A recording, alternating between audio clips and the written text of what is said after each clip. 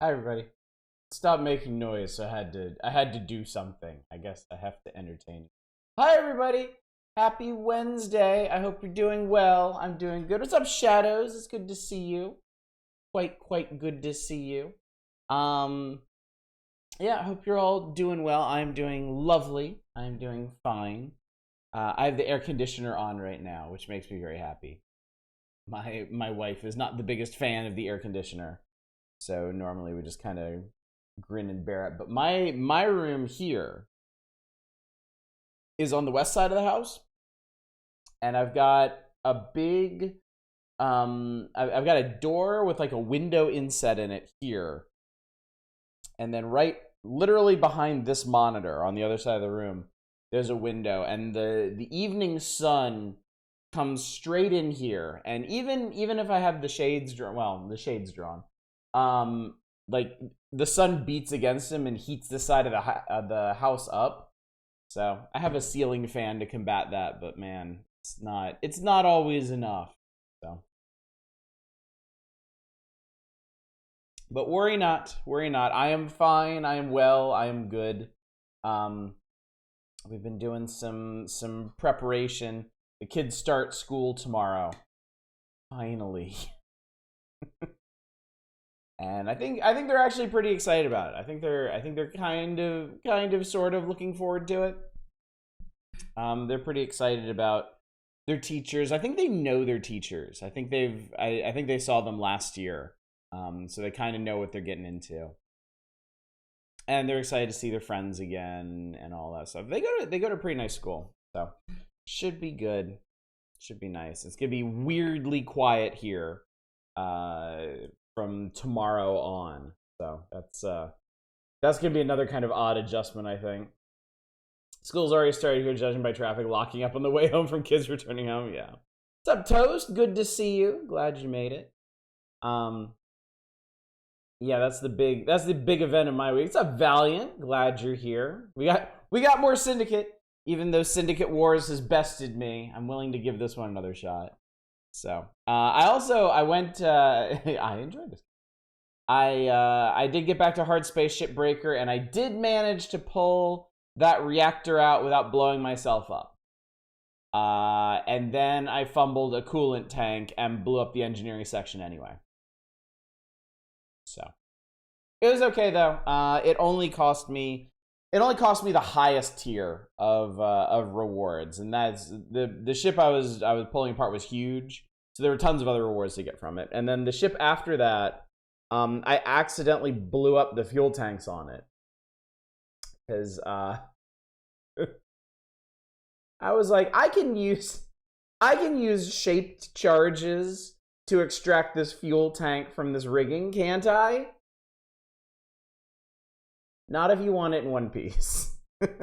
Fortunately, the fuel tank on that thing wasn't worth all that much, so I still got full marks for the ship, regardless. So, man, you got sick of Syndicate Wars? I think Syndicate Wars got sick of me. We made it a little over halfway through the Syndicate Wars Eurocorp campaign, and there was a mission that was just beating my ass into the ground. Like, it was relentless. I could not figure out a way to do it.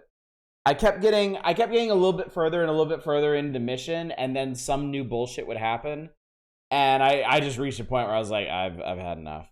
So we tried the Church in the New Epoch campaign. The Syndicate Wars has two campaigns. So I tried the Church campaign, and that one starts out much harder. And by the third mission, that one was beating my ass too. So I was like, okay.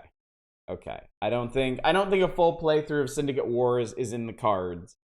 I don't think a full playthrough of Syndicate is in the cards either. But I was thinking, because I spent a bunch of time with Syndicate Wars, I feel like I have a better understanding of what Syndicate expects from me. So I was like, let's give it a try for one more night. You know, let's see if we can get a couple missions into Syndicate instead of just a quick look at it. Yeah, I failed basically. These things happen. I failed to have fun, and when that happens, it's time to move on to a new game. So difficulty less spiked, and we're turned into a Great Wall. I had a doctor's appointment day, and that went well. Oh, that's good. That's good. Setting up stuff that was supposed to happen pre-pandemic. Yeah, I think that put a lot of people off of things for a while, but everybody seems to be getting back to it now. I think maybe cat sitting is starting to catch up with me. I was feeling a little weird this morning after visiting the cats. I was coughing and hacking and stuff, so Hard Space Shipbreaker is still fun. Yes, I'm still having a great time with that. I'm currently learning how to pull apart one of the big passenger liners. I think it's a Gecko class. So that's cool. I've only done one shift on it, but I think I've set the reactor up for extraction. I just have to cut into the reactor compartment, and that makes me nervous. Because that one, it's enclosed in glass. So I need the laser cut through the glass without laser cutting through the reactor and killing myself. So I'm really excited. I'll probably try that right after the stream tonight because I'm really excited, and I want to get the back of the ship disassembled so that I can start pulling out all the valuable components from the midsection of the ship. So I've also gotten much better about decompressing things. I haven't killed myself with explosive decompression in quite some time, and I'm pretty proud of that. Art Gecko is my favorite architectural style. You and me both, Valiant Cheese. The intersection of grand soaring design and tiny lizard is just glorious. Pretty close to the end of Sea-Code in 3, 1.5 chapters left. Brant Saris. So anyway, yeah, we're playing Syndicate tonight. Like I said, not gonna be a whole playthrough. We're just gonna putter around with it tonight, see what we're doing. Play the campaign until we get stuck on it. Might try American Revolution, or American Revolt as well. We already had the Revolution. The Revolt is yet to come. Country is pretty revolting though. Words, what are they? Details. Unimportant details. Communication, who needs it? American Revolt is a bit harder. Great. Okay. Yeah, we'll definitely be retreating into that then. I will say this, if for whatever reason Syndicate throws us for a loop and it's just not doing it for us, there's not really connecting, not really entertaining, or if it's just beating my punk ass, I have a backup. I have a little something that we could slip into if it's that kind of night. So speaking of slipping into things, that was a terrible segue. Just a reminder, tomorrow night's the Power Hours. We'll be playing Game Boy games. On Friday, we're doing a very special Just Chatting stream. I have an announcement to make, and I think we're going to have a lot to talk about in regards to that. And then Saturday is more Power Hours. Super Nintendo games, probably. I think chief among them, Smash TV. Also on Friday, if you have a vested interest in deciding what we play on our Monday, Tuesday, Wednesday playthroughs, I think we're mainly going to be talking about that on Friday. I think it's going to dovetail nicely with our other topics. So, I have thoughts, you have thoughts. Let's share our thoughts. Let's let them intermingle. Let's let them get to know each other and see what happens. So what is it? That's a secret. It's a secret, Eva.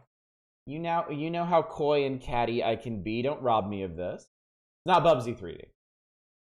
I know I said catty, but it's not actually. I don't usually bother thinking. More an in-the-moment kind of person, right, Toast? I do wonder how you'd feel on Suikoden. The series kind of dodges your usual issues with JRPGs. No grinding, not insanely long. Interesting. I might take a look at it sometime. I might. I know what I'm in the mood for now, and it's stuff like this. Games that are gonna kick my ass. But no, I have really been enjoying. Okay. I was about to say I hope I didn't fuck this up. I have really been enjoying playing these stranger older games. Sorry, Valiant. Yeah, I let the intro run at the very beginning while I was getting things ready behind the scenes. So it's also really loud on my end. You're becoming a Final Fantasy 14 streamer with a VTuber model. Is that the announcement? Good guess. Good guess. But no, I'm not. I'm sorry, chat. I don't want to disappoint anybody. I'm just not the VTuber type. I think I feel like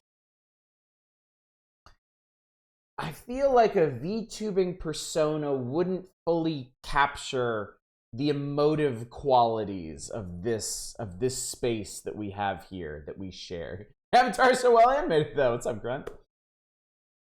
So yeah, I don't think VTubing's in the cards for us, chat, and I hope you can accept this shortcoming of mine and look past it and enjoy what we have together without pining too much for what could have been but isn't. All I can say is I'm sorry. I am sorry for so many things. Bullshit your sparkle, Shannon, you know it. You gonna try a new format? Screenshot Twitch stream LP. You know, when Let's Plays got really big on something awful, I was super into it, but I only read screenshot Let's Plays. I hated video Let's Plays. I wouldn't watch them because I was like, who wants to watch some idiot play a game and talk over it? They're so obnoxious. They're so annoying. What's the point? Shut the hell up. Show me the game, you moron. And look at me now. It's me. It's me. I'm the loud, obnoxious moron now. You either live long enough to see screenshot LPs die or become the video LPer. That's the truth. Somebody get the data freaking swirly already. What's up, Library Man? Tuned in for an urgent apology. Library Man, I'm opening up about my failings to become a proper VTuber. And I want to express and extend my deepest apologies for not rising to this calling that I have. I just don't think I have it in me. I really do. Where would I even start? Like, what kind of avatar would I have? Would I be big titty anime lady? Would I be big titty like anime animal lady? Would I be like big titty anime demon lady? Like, I don't know. Like, where do you even start with something like that?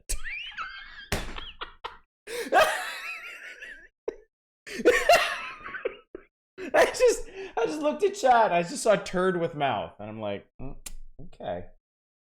Gold-plated anime lady. Introduced to a lot of weird Japanese PC games I play thanks to screenshot LPs. Oh yeah, same here. I learned about so many games through the medium of screenshot LPs, and the rare occasional video LP with no voiceover. I remember that was how I experienced the Siren series, Siren 1 and 2. The person who was doing those subtitled the video with their thoughts, and I thought that was perfect. Anime Catboy with big okay, so here's the question. You bring up an interesting point here, Silver Mike. Anime Catboy with a big dumper. How would I get that on the screen? I mean, because this is you know what we're working with right here, right? Like, oh my god, second cam. Oh my god, I think you have a point. I mean, obviously 3D rigging. I mean, there's no point in doing it without some kind of jiggle factor or something. Second cam. That's a thought. 5-leaf potted plant that speaks. What's up, Fury? I think a bunch of those don't work on YouTube anymore through the depth of annotation. Oh, well, this one wasn't done through annotation. The one that I remember watching, I think it was hosted on Vimeo, maybe? Before I think eventually they did a purge of that content or something. And yeah, the subtitles were actually edited into the video. It was an amazing the old Something Awful Siren LPs were incredible labors of love, because if I remember correctly, I think the LPer was playing the Japanese version and like translating stuff themselves for context. I don't even remember why. No, a game for you can't sue. I have a second camera on my bird feeder. I'm working on something dinosaur related at the moment. This is my dino cam. Also have the avatar lounging in some pose too. That's true. Yeah, I have seen some VTubers who do retro games like this. They move it over and then they just have their entire avatar like towering over one side of the screen. I could imagine one that's like kind of like basically framing the game, like paint me like one of your French cat girls or something, just like lounging below and up the side of whatever game is being played. Boy, I really feel sorry for anybody who rolled up in here right now thinking that we were actually going to play Syndicate and not talk about VTube avatars and stuff. I apologize. I have so many things to apologize for, Chad. I should just start a list, but go the G-Up route and be your favorite inanimate object. When did the stream become syndicated? Pew pew, look at that. Don't work tomorrow. I can finally catch a weekday stream. Yay, Spice, welcome. Glad you're here. At some point, we're gonna play Syndicate after I get tired of rambling about this stuff. Foot reveal cam, because you would not want that. You would not want that. Anybody who's in defeat would not be into mine. Like I don't even think Tarantino would give me the time of day for these repulsive meat paws. Vicens, I think his name is. He has a talking SNES as his avatar, but it's hardware. Oh, interesting. What a weird moment to arrive at the stream. Well, Spice, you missed my earnest apology for never getting into VTubing, followed by a great deal of speculation and brainstorming on what my avatar could possibly have been had I gone down that route, which I didn't and will not. So it's already, I mean, we're only 20 minutes in. It's already been a bit of an odd evening over here. So I think that's what happens. I think that's what happens when I'm not doing a full playthrough of something. When I'm working on getting through something like XCOM Apocalypse or anything we do on a full playthrough of on Monday, Tuesday, Wednesday, I'm kind of, I feel like I have an obligation to get on with it. That like the gameplay is king, and we need to get into it, and we need to make progress and all this stuff. When we have a night like tonight where it's like, I don't know, fuck it, let's play Syndicate. That's when things just kind of go off the rails. That's when we depart the reservation, perhaps never to return. Hot takes about video LPs? Yeah, man. I don't know. I will say I do think both the quality and style of video LPs improved over time. I do think that back in the early days of Let's Plays on Something Awful, I do think video LPs were not of the same quality and did not have the same appeal that LPs do now. Essentially, PS1 with a talking disk drive for a mouth. Someone out there has to be that. Someone has to be. How many frames of animation can you stick on a gold-plated NES cartridge? Probably a lot. I should look up what kind of animators the places like the local plumbers or the local mattress salesmen go to get their hideous early 2000s animated avatars who stiffly hold up a sign for Al's A1 Plumbing. That's what I should do. I should go to one of them and be like, animate me a NES cartridge. And they're going to be like, what's that? And I'm going to be like, don't worry about it. Just, I trust you implicitly. You can do this. Here's $3.50 and a Burger King gift card. VTube is the carrier player. Oh my god, that would be legit funny. 69 viewers every night. Talking Faria car. Why not? Dude! Faria old man. Would that not be perfect? Old Faria guy as my avatar? I mean, come on. That seems so incredibly on brand. What's up, 2-Hit? How you doing? An animated stick figure digging over yellow website under construction sign.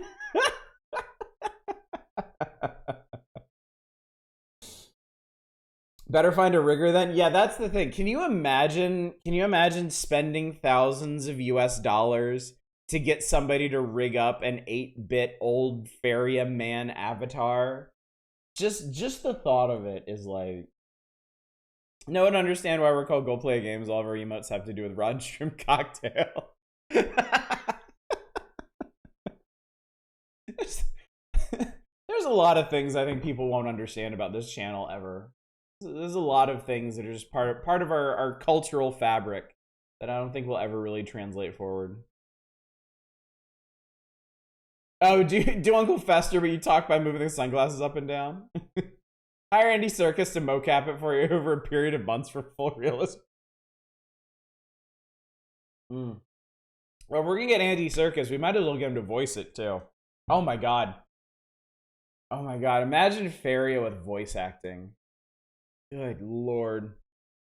Who owns the rights to Faria anyway? I forget. Who published that? Are they still around? Unless you really want some cutting edge animation. Well, only the best for y'all, obviously. I have no creativity. Just make Autoship beautiful anime, man. I mean, I'm looking for something that's different from my normal self here, Spikes. I mean, come on. Nexoft. I wonder what happened to Nexoft. I might look that up. Who has the rights to Faria? Who is primed? Who has the pump primed for the modern Faria remake? It was Game Arts. Square owns them? Oh, never mind. You're never seeing that shit again. Maybe you can get a... Maybe someday you'll be able to get a Faria Fant sticker on the side of a piece of Magitech armor in Final Fantasy 14 or some shit. I don't know. Chat, it occurs to me that we have a video game here before us. And maybe we should play it. Faria in Kingdom Hearts 1. God, that's all we need to do. Bring fucking Donald Duck and Goofy into a land of mystery and danger. Gung Ho owns Game Arts? You could, oh, dude, you could probably convince them to make some shitty hero collector gacha game out of it. Come on, chat, we're only at 531 more plays of Cotton Eye Joe away from buying the rights to Varia. I'm gonna put that progress bar. Screw subathons. We're gonna do a fairy-a-thon. Like here's how far we are from acquiring the rights to Faria. Faria for Smash. Anyway, chat, I'm gonna start a new game of this. Cause maybe you were here on Friday, maybe you weren't, but I could use a refresher myself. I think last time we were at Chess Piece. This time I think we're gonna let's do an angry punching hand. And let's be Bastard Corp.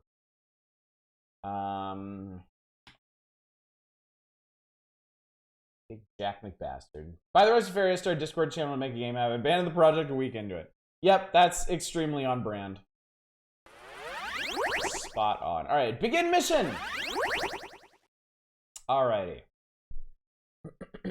Fuck yeah. All right, so I know this is where we're doing our first mission. What is this thing? Atlantic Accelerator. I saw it. I saw this marked out in Syndicate Wars, but I didn't have the gumption to actually click on it. Anyway, I think we're starting. Yeah, we're starting in Western Europe. I think this is the only place we have a mission. Last time chess, this time fisting. We're moving up in the world. Brief me. Mercenary camp assassination intelligence reports have indicated that an army colonel is stealing resources from your weapons division, using them to equip his mercenaries base, but set up just outside of overseas. Populace reported disturbances caused by his troops. Squad will be deployed near the entrance of the camp. Their objective is to eliminate the colonel. By the way, can I just say, I love retro games. You know I'm a big fan of retro games. What's up, Newhauser? Yes, Valiant, yes. This green, this aesthetic, this whole aesthetic, not just the look of it, but like the sounds, the feels, the mouse controls. This is a mood. I love it. Newhauser, thank you so much for subscribing. I really appreciate that. Very generous of you. I assure you these funds will go right back into all kinds of weird old games to play. But yeah, this I think a big part of it is this aesthetic reminds me so much of Dark Forces, which is one of my all-time favorite games. Because this was, I mean, the mission briefings in Dark Forces were this same exact green mouse-driven interface. I think the font was really similar. So yeah, there's so much here that is familiar and comfortable to me that yeah, I almost want to like seek out more games in this style. Yeah, dude, I love Dark Forces so much. I do very much appreciate Newhauser. I'm glad you're here. It's always fun to see new names pop into chat and join the conversation about. Well, maybe I shouldn't reference tonight's conversation, but just being here. Just being here is what's important. Dark Forces 1 is fantastic for how primitive it is. It's true. It's true though. What they were able to accomplish with an engine that was, I mean, it really just falls somewhere in between the Doom engine and the Build engine, really. But what they were able to accomplish with that, how immersive they were able to make those levels, was just really incredible to me. A lot of games stole this aesthetic. I mean, it's a good one to lift. I don't know much about the market back in these days, honestly. I wasn't that keyed into PC games at the time. I have to assume Syndicate sold really well. I have to assume that Syndicate was actually pretty impactful. Because I feel like I see a lot of this around that era, and yeah, I could totally see this kind of pioneering that. And I remember, like I said, I remember seeing the intro for this game all the time in the window of Babbage's. So I assume it was a very well-known game. It's under the impression that it sold well, generally popular. Okay. What's up, Deep Thought? Good to see you. Spice. How do you get that font in here, Spice? I'm curious. All right, we got Hastings, we got Nixon, we got Rennie, and we got Wibbly Wobbly. Can I research things? Let's research.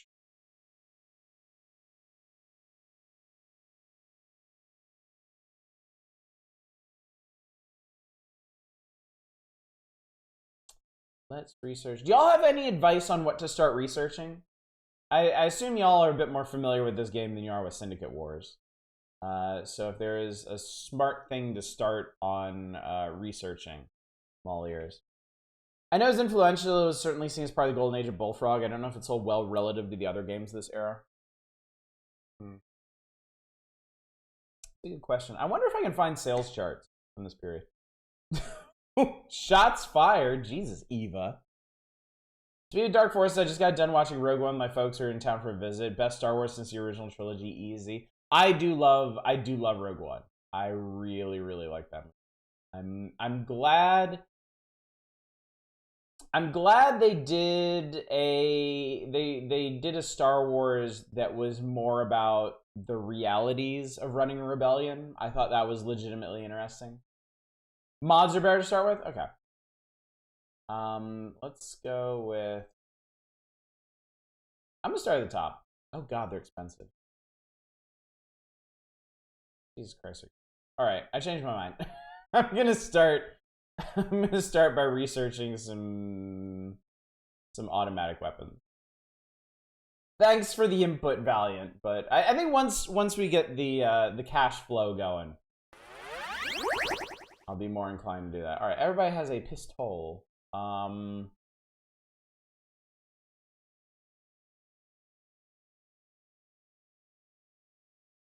Let's get shotgun.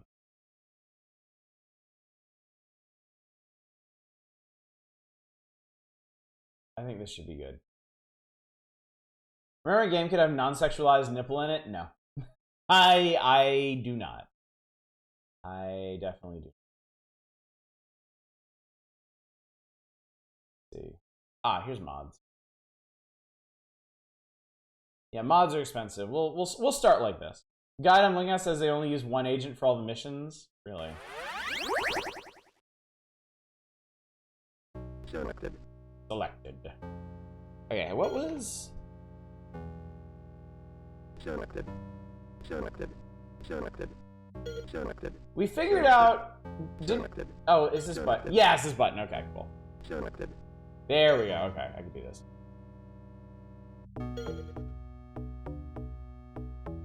For I got the font and there's a website to have fancy text generation which you can just copy and paste. Oh, okay.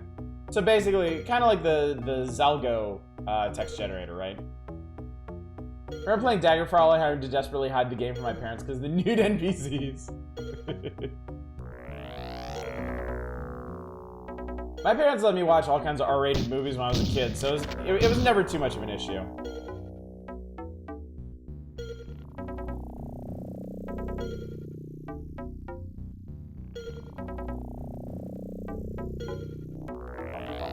Selected.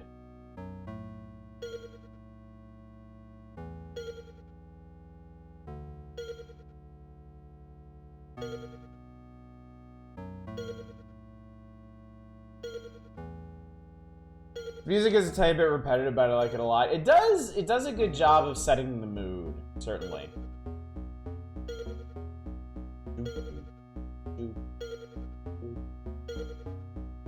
Can you blow up cars in this one? Ooh, you can. Sweet. Hello. Mission completed. Mission completed. We did it.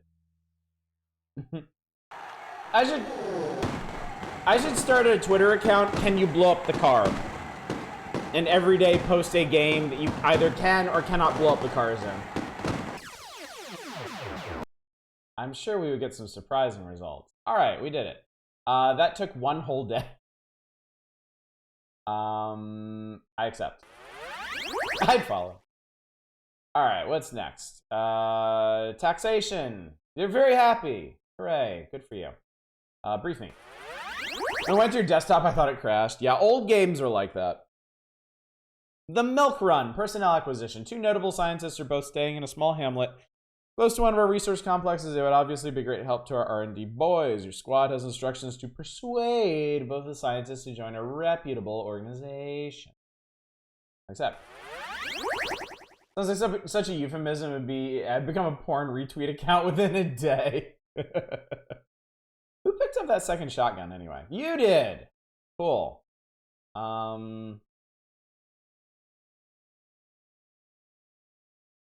You don't really get a whole lot of money for selling these things, huh?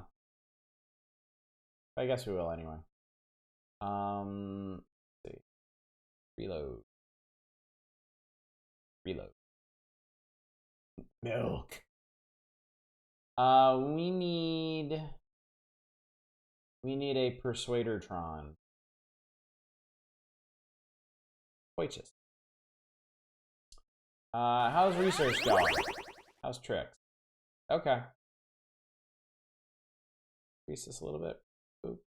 All right, so in 2 days, we should have some kind of automatic weapon advancement. Would not be the worst gimmick account you've seen. Selected. Ah, yes, this mission. Selected. Selected. Game quality check. Can you blow up car? Can you pet the dog? Cat? Can you climb the mountain on your horse? Aha. Come here, latex lady.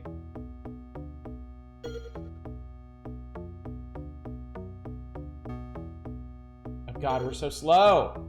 Can you use the toilet is a big one. Y'all, like, Crusader No Remorse was like a mind-blowing game for me as a child because it had functioning toilets. And then imagine when I got a hold of Duke Nukem 3D and you could actually use them. That is true. Can you flush the toilets? Can you meaningfully interact with the toilets? I think is the real question. I think that's the important question. But that was an important period in immersion when we were all fawning over the functioning toilets in our games. Can you use the vending machine? Also a good one. Also a good one. Pretty sure I said this before, the music sounds like it was made on a Sega. Yeah, I think that discussion actually came up on Friday when we were playing this.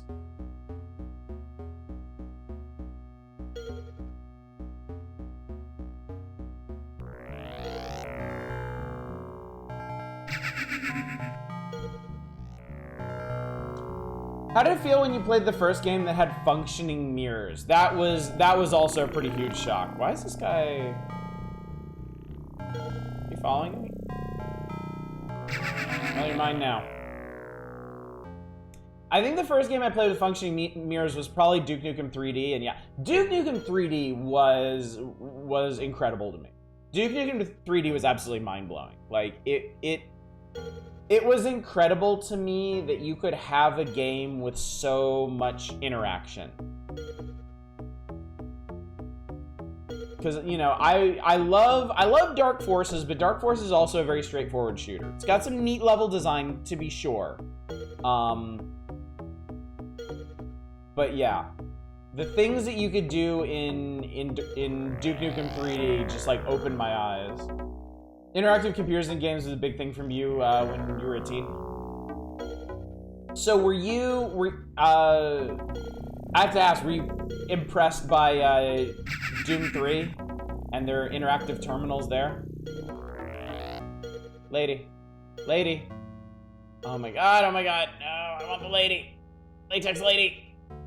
Ah! Ah! How do I make them go faster? Can I inject them with drugs that make them go faster? Oh god, which one is which?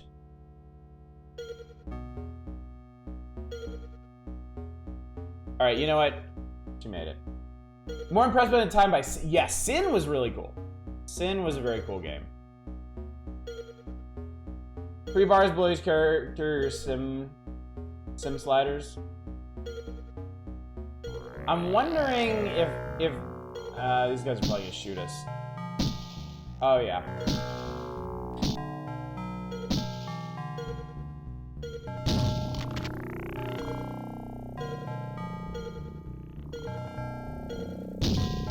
Well, I was gonna let you live, but you fucked it up.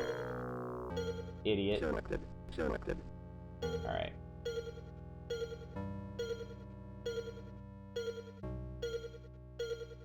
One's speed, one accuracy, and one's libido. Can I click on...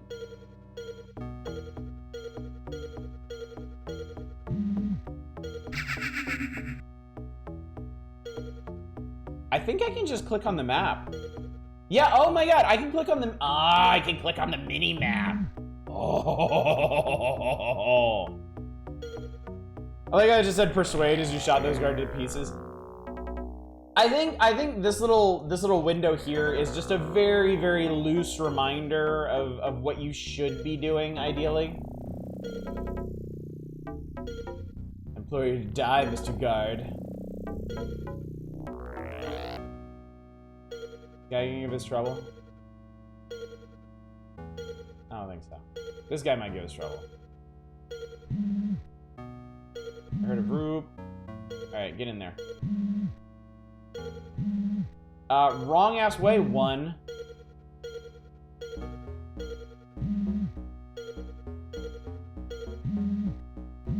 There we go. Okay, we got him. I think we're good. Evacuate. One, what are you doing? Sin was great in spite of being very extreme 90s, yeah. I would love to play Sin sometime, but I do enjoy a good story in my game, and I don't think I would really enjoy the exploits of John Blade and Alexis Sinclair all that much. Use drugs to increase your rage and move speed. Yeah, people are mentioning that. I guess I should probably experiment with that.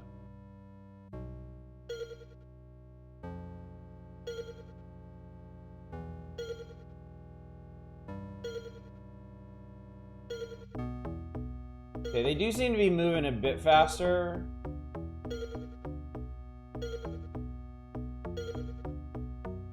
Unfortunately, I don't know what it was that I shot him up with that made him do that. This cop better not fuck with us. This guy right here. Nah, I think we're good. Your rage is a pot brownie on unlocked bullet time.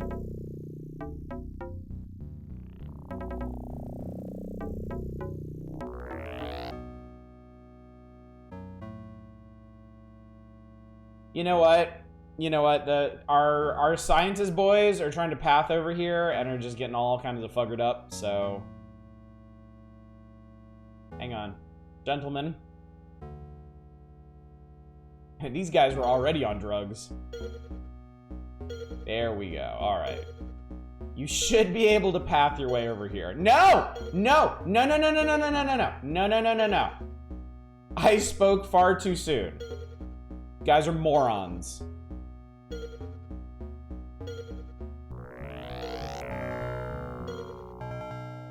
Okay. Please. Please circumnavigate the corner. Thank you. Thank you.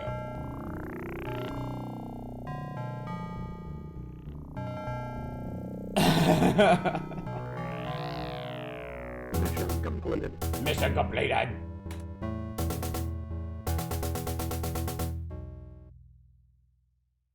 Yeah, it's gonna go back to desktop every time. Yay! Woo! Yippee! We love our soulless corporate overlords! Yay! Hit accuracy sucked, but whatever. Research on... Oh, good. I learned how to make an Uzi. We have learned Uzi.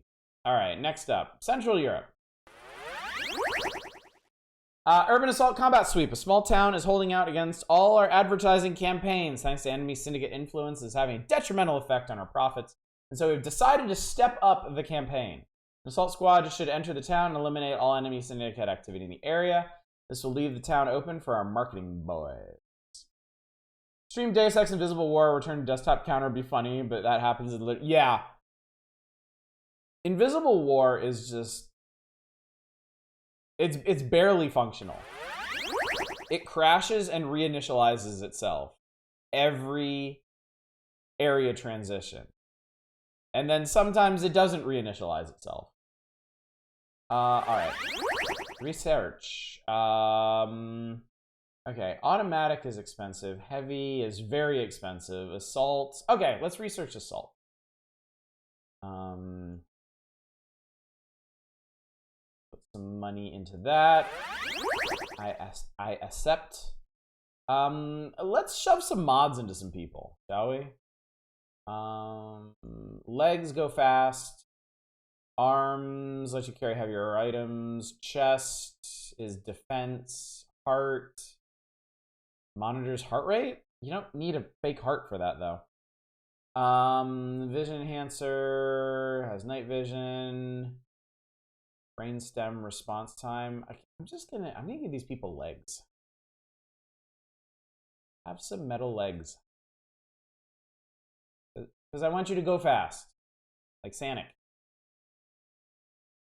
Visible upgrade, fix pack from Invisible War, I think fixes it, or at least makes it less notable than unpatched. I'll definitely have to look into that. Because it's one of those games that I've always wanted to make it through, and just couldn't because of technical issues.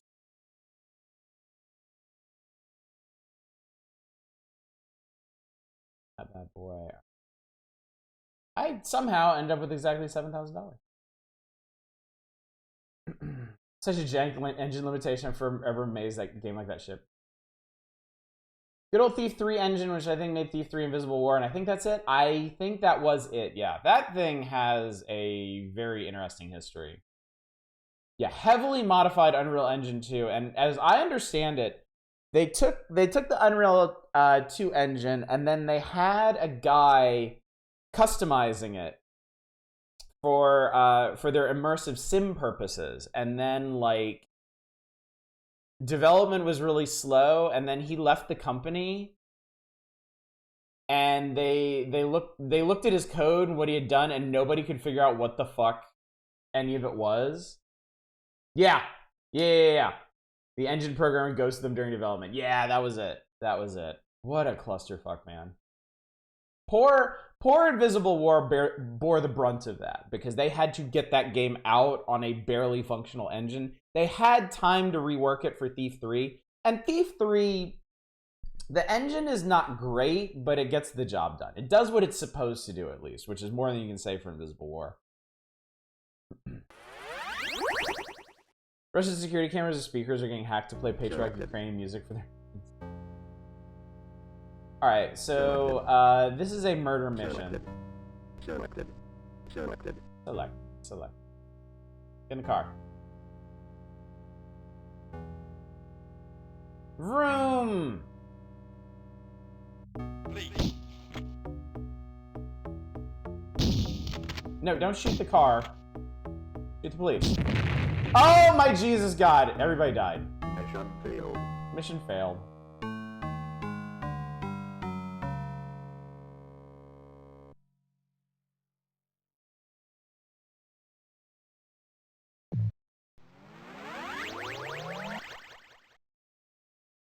No!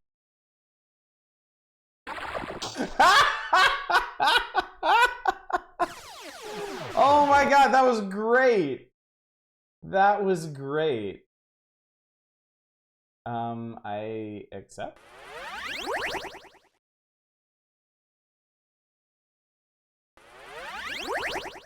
That is the greatest you failed screen ever. Hang on. Oh, okay.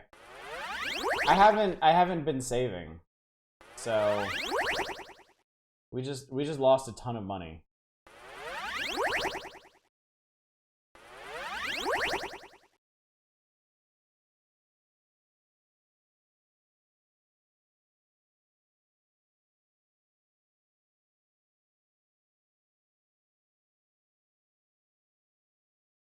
I love Deus Ex the original. The engine on that wasn't terribly solid either. No, that was heavily modified Unreal 1, yeah, which was not particularly well suited to immersive sims.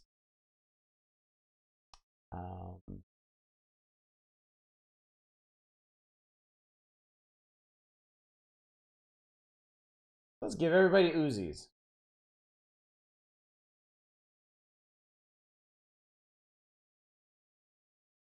All right, cool. Sorry, we lost all the fancy legs. Selected. Selected. Selected. Sorry, team. You got to tool around on your normal squishy human legs. I think Deus Ex 1 was started beta version of the UT engine. Turned out better than Vampire the Masquerade Bloodlines beta. So, oh yeah, definitely. Bloodlines was like technically the first Source engine game released, right? If I remember correctly. The genre isn't blessed with the blessed engines, that's for damn sure.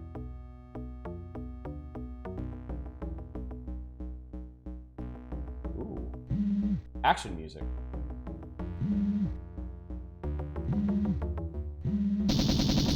Holy shit!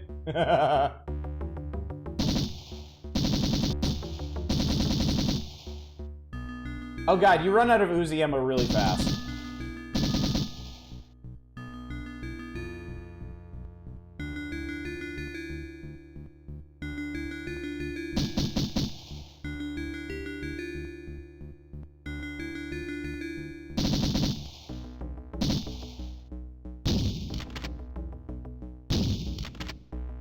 This is a sturdy-ass agent.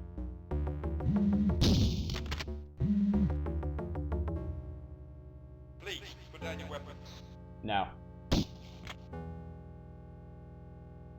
Big fucking nope there. Selected.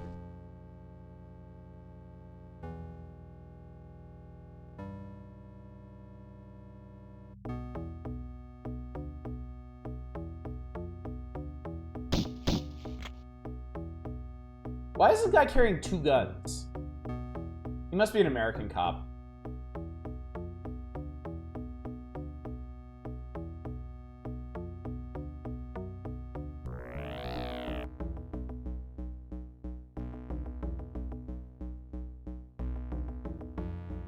I can't believe I missed the entirety of Syndicate Wars. You missed some pretty hilarious chaos, I'm not gonna lie. But yeah, Syndicate Wars proved to be too much for me.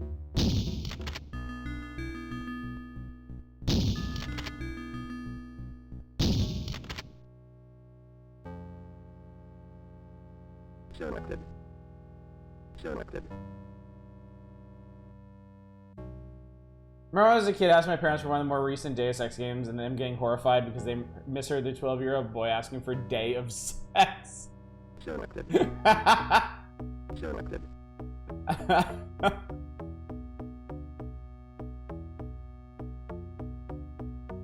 Yeah, I took that extra ride on that train in that one level and it was all over. Can I wait? Oh, this guy has an Uzi. Oh, nice. This guy yeeted out of the police car with bullets.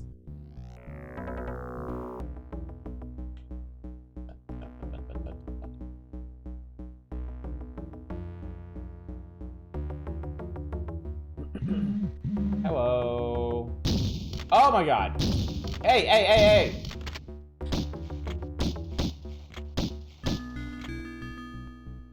Please, put down your weapon. Wait. We have no. Wait. Selected. Selected. Selected. Selected. Selected. Selected. Selected. Where the hell are my agents going? Selected. Selected. Alright, that we need to kill that guy. Selected. Selected. Selected. Selected. Man, it never occurred to me just how little ammunition you could have in this game. Selected. Selected. Oh, we can evacuate now. Okay, I did it. Have you considered other tactics games like Commandos or the original Desperados? I have never played them. Selected. I would be willing to give them a try.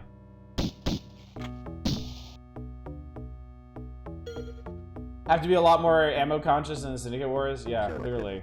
There's no there's no magical universal regenerating ammo in this one. Causing me some real heartache here. Or boomeroids. Selected.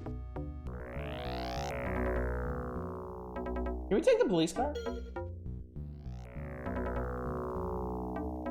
Can I ride my happy ass out of here on a police car? All you need is a minigun. A minigun and a dream.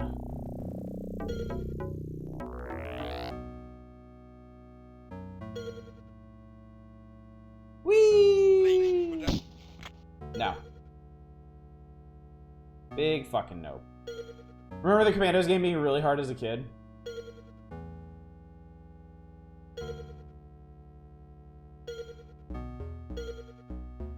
Mission completed. B team gets it done.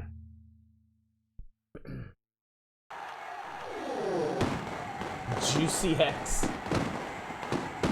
Yay, we did it. Yay.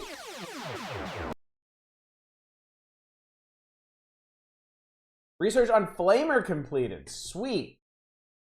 I can talk shit about people on the internet now. All right. Can I raise your taxes?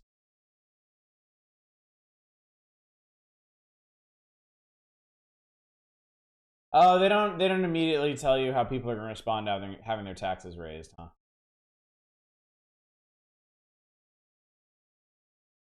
Sorry, times are tough. One of our teams got, you know, obliterated. I like to be basically escaping the late 90s, early 2000s PC mods. Like you're driving down the street in a cop car shooting out the windows, the cops are calmly, please put down your weapons. Raiders, assassination, enemy syndicated was brainwashed. A notable scientist who now works for them. He has improved their equipment a tremendous amount and is a serious asset. Unfortunately, they've inserted a small chip in his brain which detects the activity of the Persuadertron and blocks the signal, making him immune to persuasion. He cannot be allowed to continue his research for the enemy, and so he must be eliminated. Realize I don't think I've heard flaming used in internet slang in like 15 years. Yeah, well, y'all know what I meant, so. Alright, I'm going to keep some guns. Everybody can have some guns. Classic early retirement mission. How much is it going to cost me to reload all of these? Kind of expensive. Oh, pistols. Ooh, no, are not free reload. They're closed, not free.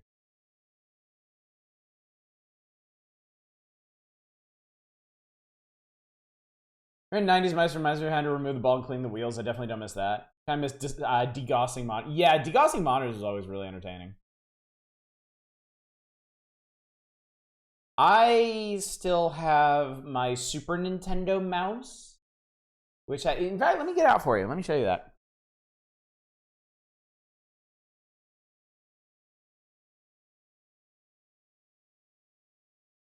There we go. I decorated mine. I put some stickers on it, and look, it's got the magic ball. There it is. Open this bad boy up. Oh God.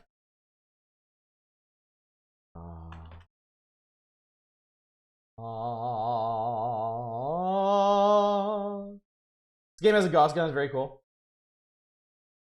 Yeah, Muddle Masher. Degaussing was where there was a button on old CRT monitors where if there was a buildup of...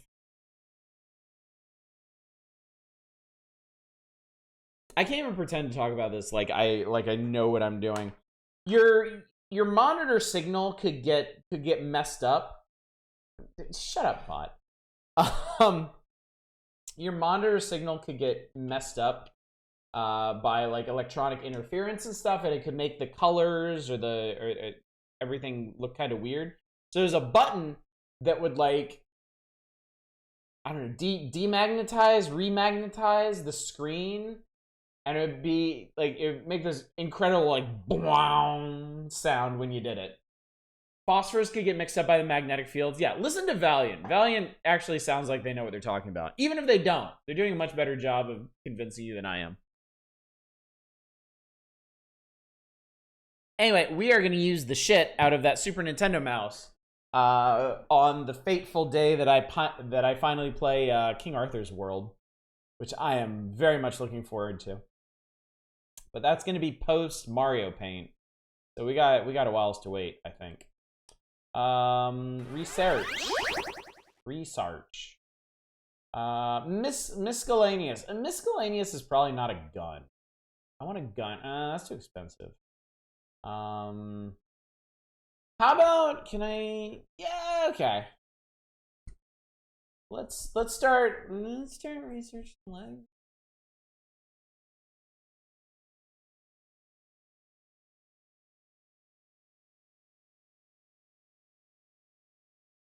I need something like cheap-ish.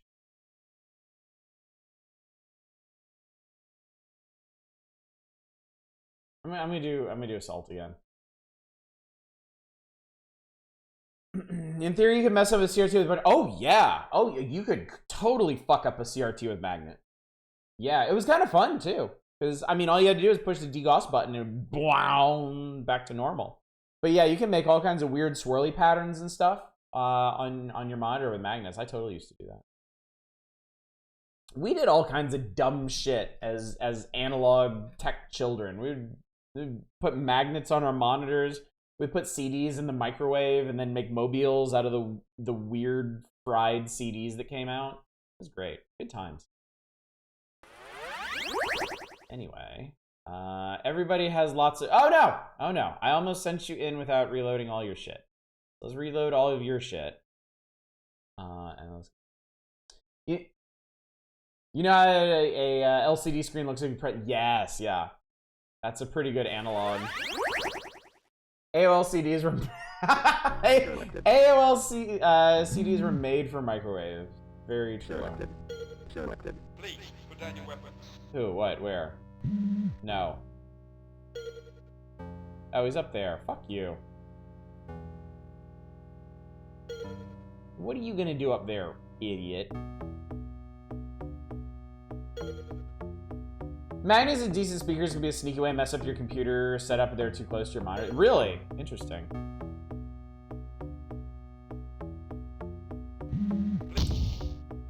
Oh, who was that?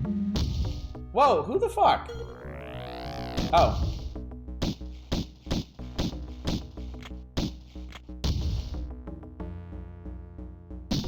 Ah!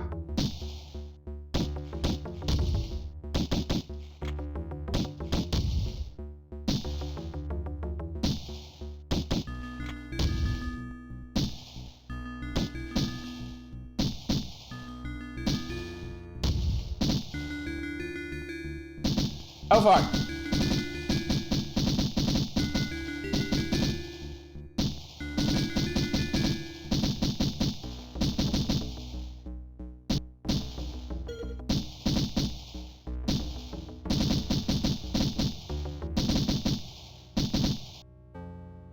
Alright, it's not looking good for number 4 here, unfortunately. And number 2 just decided not to join us.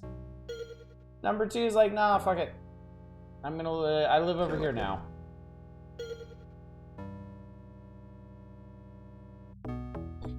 Yeah, 4 has seen better days. Certainly. Oh god, there's a fucking cop coming. Alright, well now there isn't.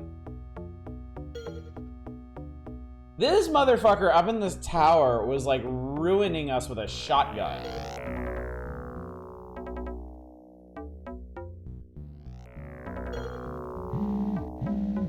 Please, put down your weapons. I do not know what you're talking about. Do not assault me. Fuck off! Selected. Piece of shit. Selected. Okay, I still have a fair number of guns Selected. here. Is really saying don't bring a cop to an Asian fight? Fuck off! Wow. Fucking cops, man. Selected. Selected. Mega fuck the police. Selected.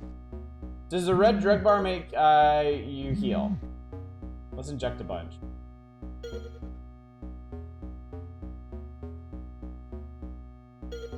Doesn't look like it? Let's just put 4 on all the drugs and Please see what put down happens. your weapons. Oh my god. Selected. Panic mode is left and right mouse button together. Maxes all drugs on everyone? Okay. Where are we going? Please. Why are 1 and 4 so much faster than everybody else?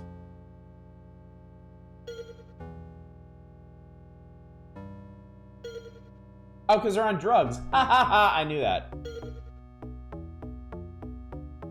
Yeah, red must be speed.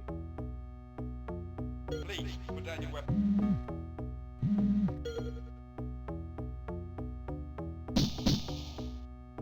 Nice. Give him jump juice.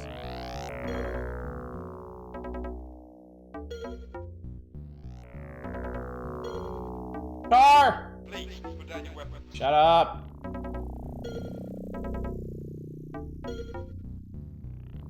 It's the grim darkness of the future. I don't need to listen to fucking police. Oh, I guess we gotta get in there, huh? That billboard is very not anime. Yeah, I find myself very disappointed by the lack of anime in this game.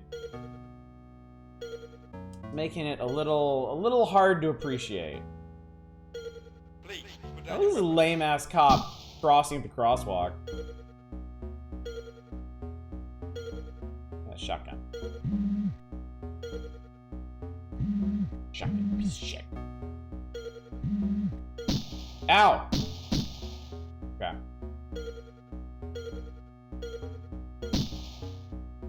Mission completed. Yes! Spacebar me. We did it! We did it! I suck at this game, but we did it!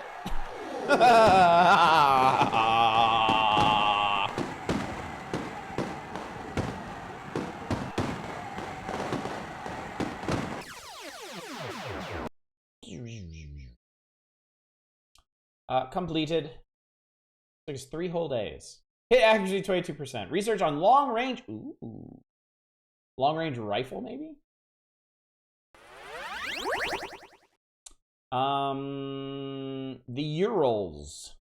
What's happening in the Urals? Clean sweep, combat sweep. An enemy syndicate has been experiencing problems with the population of a nearby city. This is mainly due to the subversive techniques from our espionage department.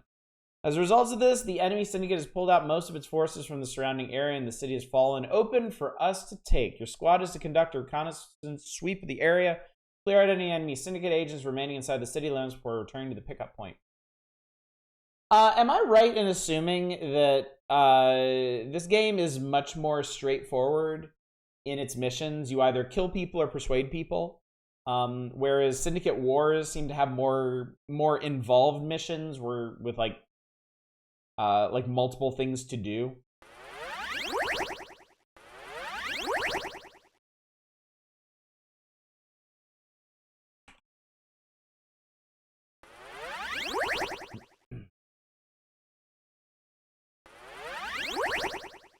Weird.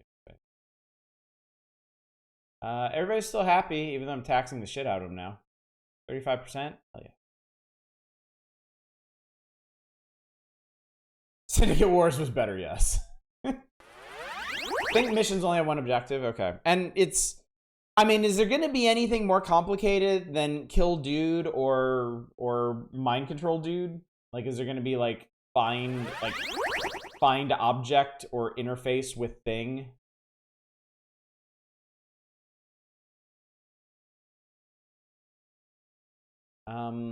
Long range. Yep, that's a gun, all right.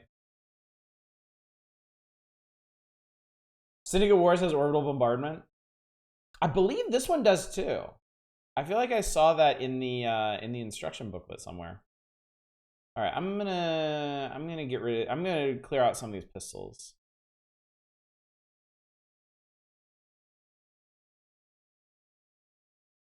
This guy's carrying 3 Uzis. I'm okay with that. Item retrieval, protecting NPCs, nothing too complicated. Okay.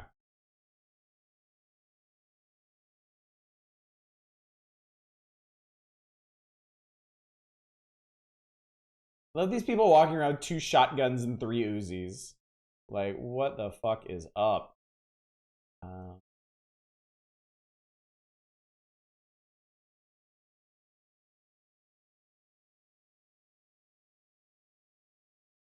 Oh, I didn't mean to do that. I'm gonna sell it.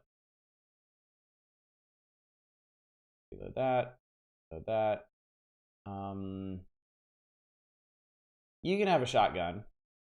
And then let's try out the long ranges. We seem to be flush with cash all of a sudden. Let's see, what's research on?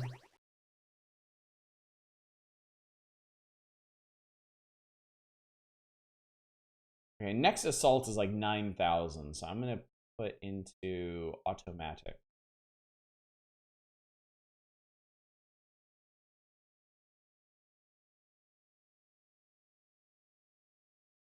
Okay. Yeah, we'll do that. I accept that. All right, I'm probably gonna regret this, but I will mod these people.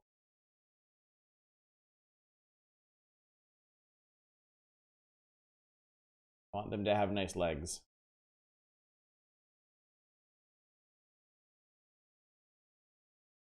It seems like we're running on like positive cash flow right now, so. Selected. Selected. Selected. Alright, we got the long range. Probably regret this, I'll mod these people. Oh, should we gave me shot instead. This is an interesting place. Down here.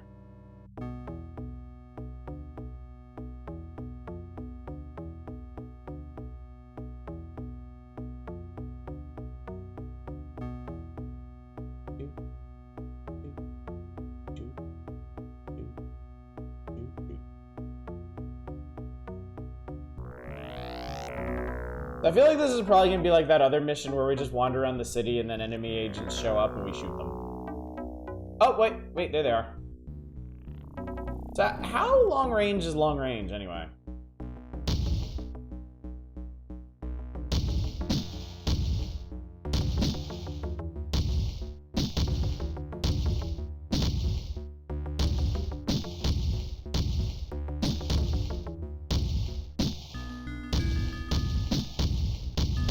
Holy shit! What the fuck? There's so many of them now.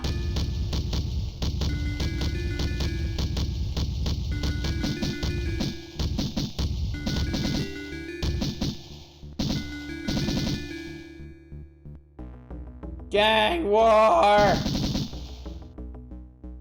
Uh-oh.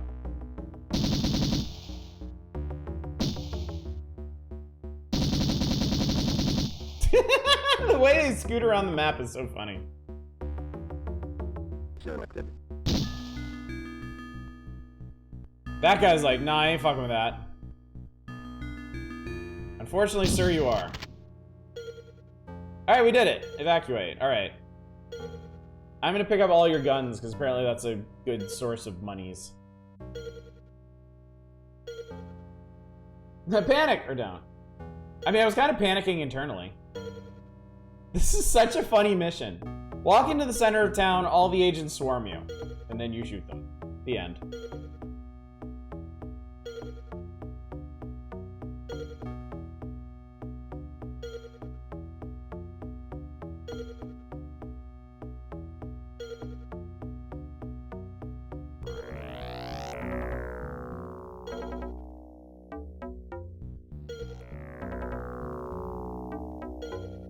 Alright, I guess we're going back up here, I guess.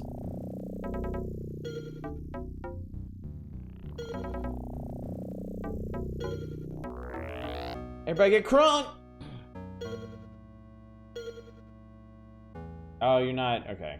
I will just go over here, and then... What is the drawback to using drugs? Is there one? Are drugs good? Are drugs just universally good for you?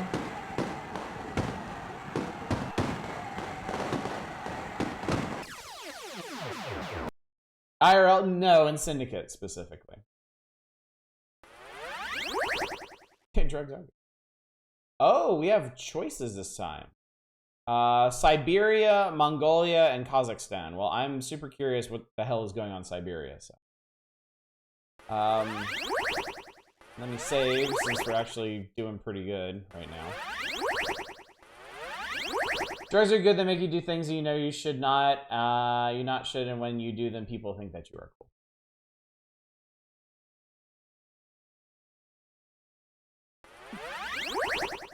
Spring Clean Combat Suite. Up-and-coming town has just attracted the attention of head office as being a very promising base for our marketing boys to experiment with. Is occupied and defended by several Syndicate squads, and obviously we cannot move in until they are removed. Your squad must sweep through city, wipe out all trace of the enemy's home. This is the same mission we just did, basically. Better cybernetics makes for better and longer drug use. Okay. Grab the chest mods first. Okay. Okay. We need to do something about this.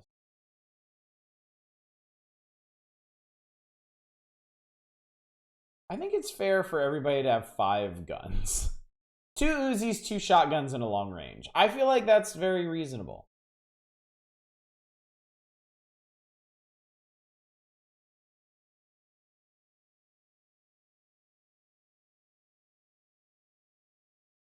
See, this guy gets it.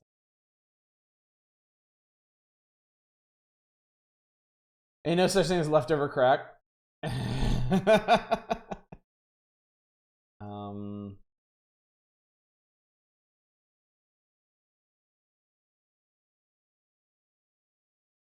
How much would chest mods? 8,000. I actually cannot afford to give away chest mods. We're currently researching something. Automatic. We're researching automatic something. Anyway, let's do it. I'm not so great at chess. Thank you for the follow. Don't worry. Keep practicing. You'll get there someday. Selected.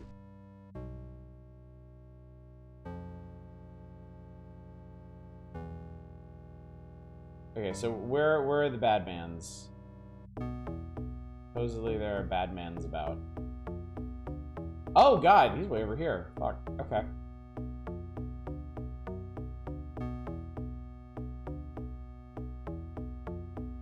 Well, let's walk around without our guns out. And maybe we won't have to kill as many cops.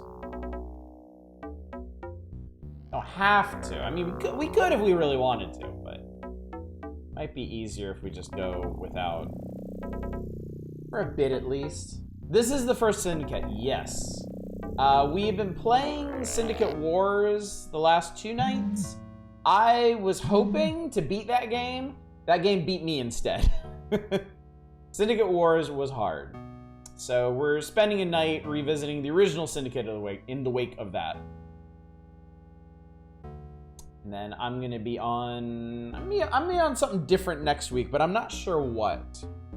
We were talking a bit about it last night. I think my personal inclination, because I've been in this mood for like retro strategy stuff, I was thinking heavily about Dungeon Keeper. The original Bullfrog Dungeon Keeper. Because I don't think I ever got very far in that game, but I really like that game. And it has been a very, very long time since I last played it. I think it could be cool to... Oh, shoot! Wow, idiot cops just fucking walked into that.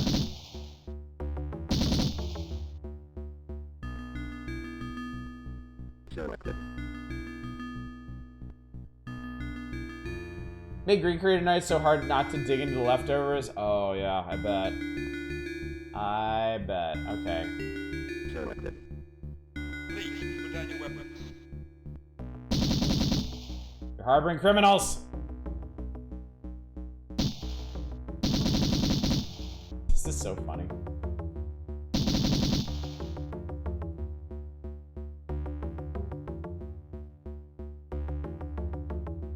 Please. What the hell is that? Oh god, they're coming from all over.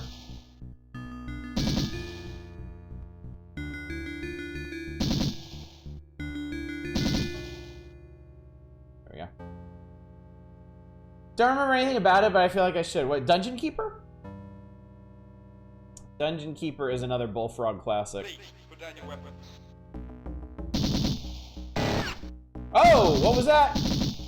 Oh, he's got something cool. I don't know what that is, but I want it. Oh, I see an agent. Selected.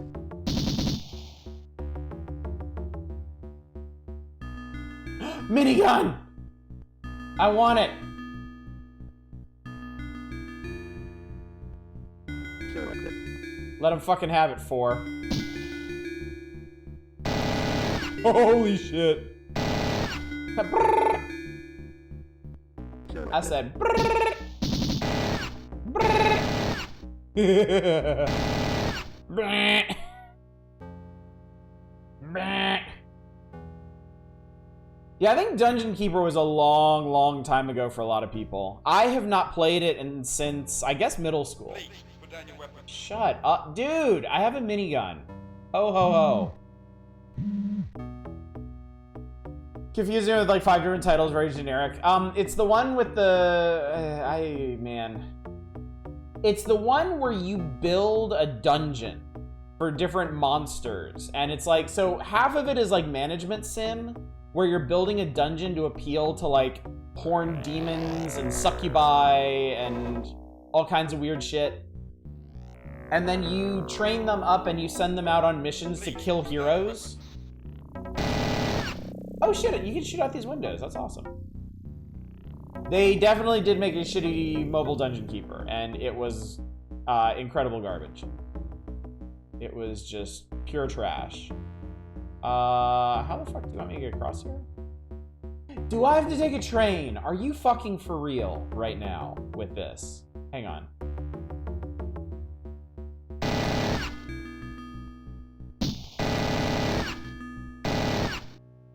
Sir, you have fucked up. Yeah, Bullfrog made Dungeon Keeper 1 and 2. And then there wasn't that was it.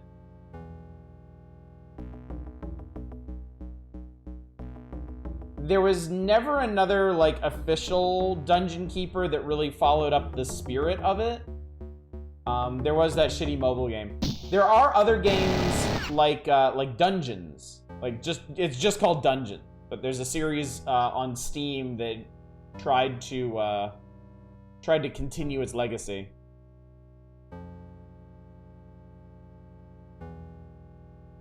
Was there the Dungeon Maker game where I swear that... Hang on, sorry, I had to murder a cop.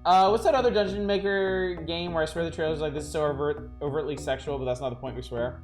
Not sure. Did the cops fucking wander onto the train tracks and die? Because I think that's what happened, and that's really funny.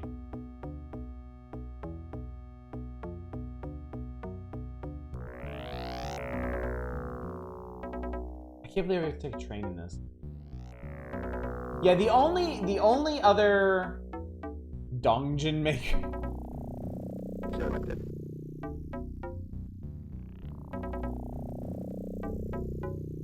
The only other Dungeon Keeper style game I can think of is Dungeons. I'm sure there's a horny one out there. Oh, War for the Overworld. I forgot about that one. War for the Overworld definitely also exists. Also, there's a Psycho Rider. Good to see you.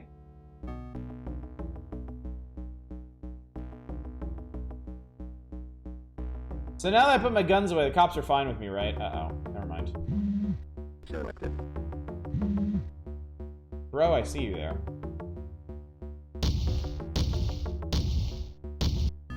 Sorry, lady. Wrong place, wrong time.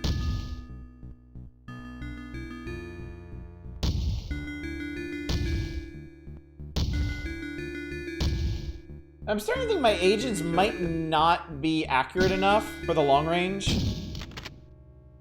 Maybe we should just be shotgunning everything. Please put down your weapon. War for the Overworld is basically Dungeon Keeper 3, like, completely unashamedly. I mean, that's fine. If EA ain't gonna make it... Oh, I think 3 is gonna die. Selected. I wonder... Selected. I'm gonna try just doing this with 2. Militarized perception helps accuracy and sight range when intelligence is active. Okay. Please put down your weapon. Shut up.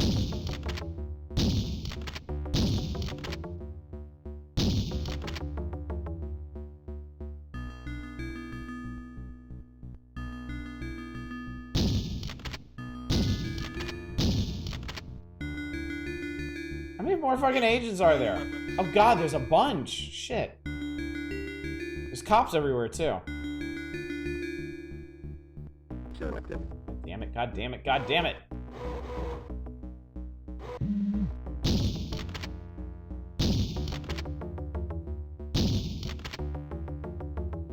I killed that guy so hard he got yeeted into the building. Where'd that other motherfucker go? I know there was another one.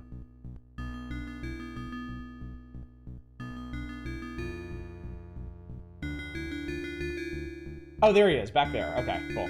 I hope this is the last one. I hope we can just leave.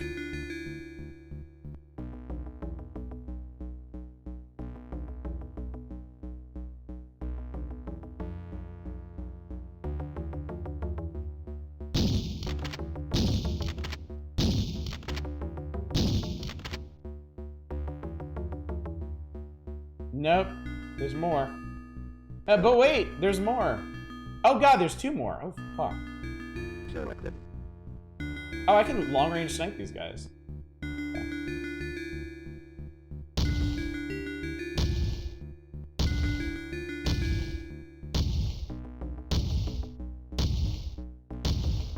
You can't even see what's happening.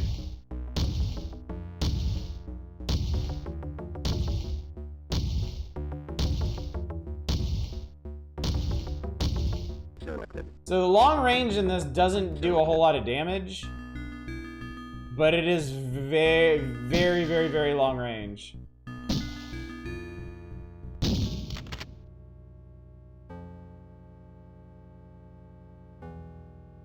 We're still not done. God, Christ, we're still not done? Checked in War for the Overworld, even as the same actor, back to do the narration, instruction voice. Wow, really?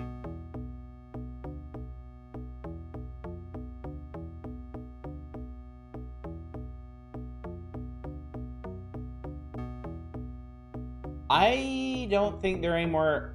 Fuck you. Fuck you for existing, man.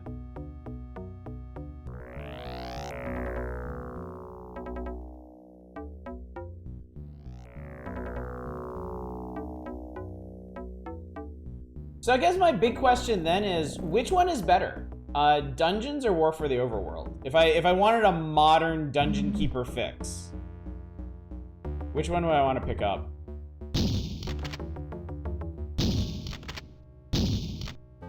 Evacuate! Shit. Wait, we're evacuating that direction? Really? Okay.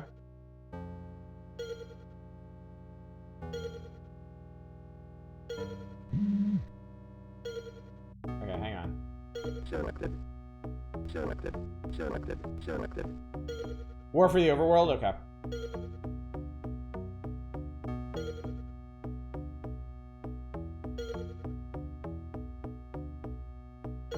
Cops are looking at my boys like they're hungry.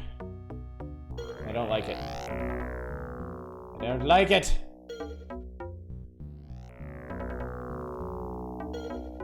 Well, at least we get to evacuate on this side of the map. There's that. The theme isn't deal breaker. Evil genius. I have evil genius. I have some problems with the way evil genius works. I find myself a little annoyed by some of the. Oh, that's not gonna work. Okay. I find myself a little annoyed by some of the design quirks in it.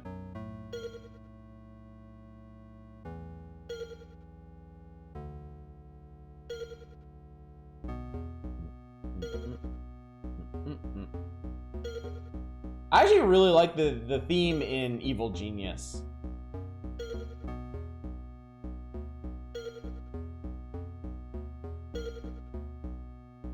If I remember correctly, like, their enemy agents sneak into your base all the time, and like it's really, really hard to kill them.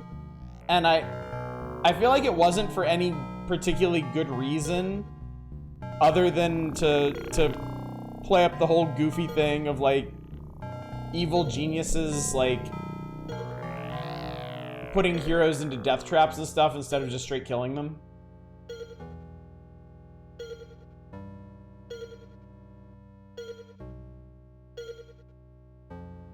I always found that really annoying.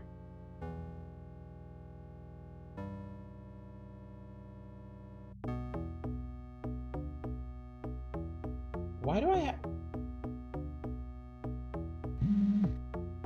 You're kidding, right? Selected. Okay. I have a really bad feeling this guy in here is gonna kill... Oh, he's coming out. It's fine. No, fuckhead. There we go. Okay. I was like, I'm really worried this guy's gonna come out here and kill one of my agents right at the goal line, but it worked out. Why are y'all so bad at pathing? Mission completed. God almighty. Okay. Most of you keep reasonably occupied with your social minions. That's another game that I could probably benefit from having chat guide me a bit through.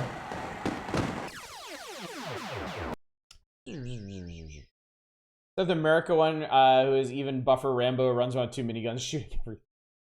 Terribly appropriate. Research on minigun completed, so I can build my own miniguns. Great.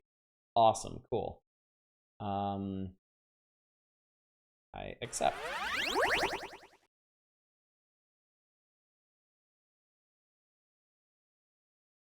So there's still... Okay, there's still a mission available in Kazakhstan. Save.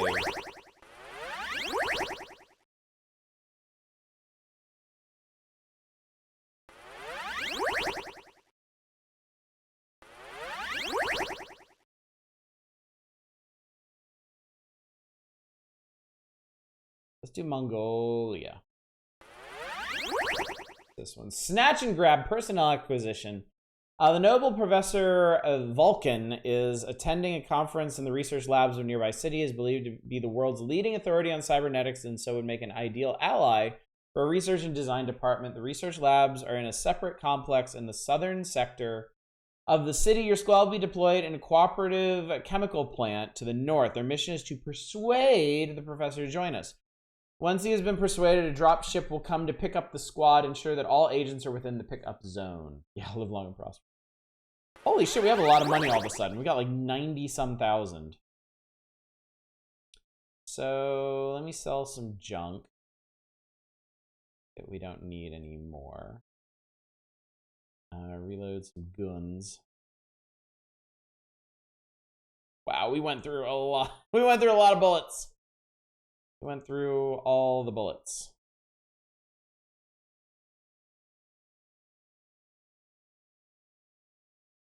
How much is a minigun?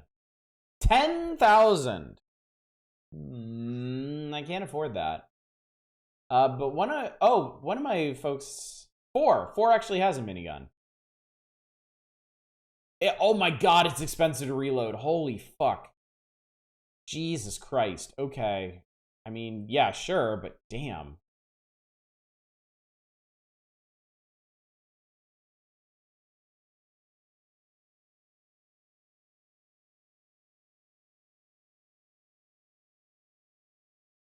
I kind of like this, having just like a big, stupid pile of weapons on every one of my agents that they just go through. Minigun basically deletes fools on a single tap. It is true. It is true. It is true. All right. All right. I am sold on the concept of the minigun. I'm gonna make some space. And I am going to purchase.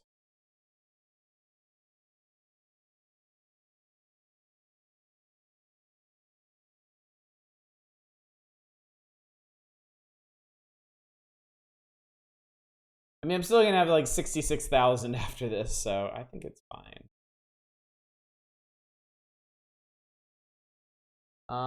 Research. You know what? We might be wealthy enough now. Okay, this is interesting. I've actually exhausted a couple avenues of research. So let's go to mod.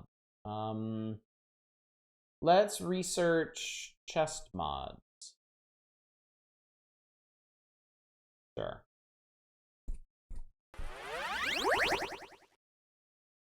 And hopefully we'll get this research done.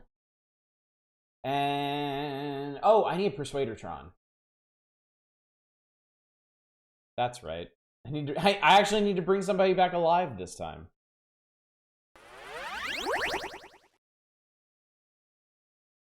Selected. Selected. Selected. Selected. Selected. Selected.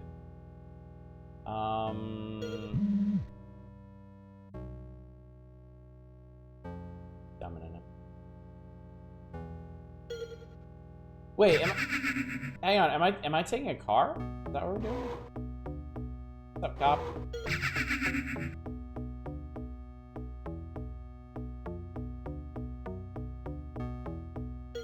Is this like Syndicate Wars where you can Persuadertron people just by driving past them? I really hope so. Drive-by Persuadertroning thing, Persuadertroning is really funny.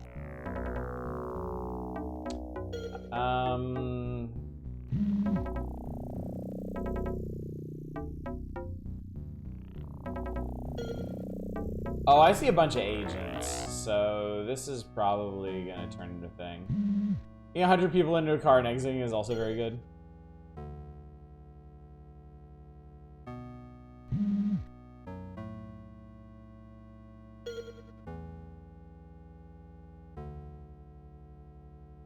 I'm just gonna navigate by this.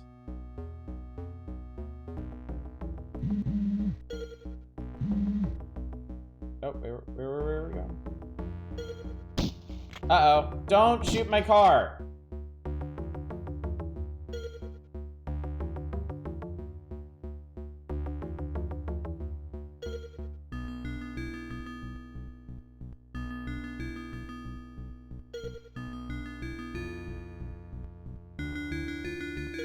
I don't think we actually know where we're going.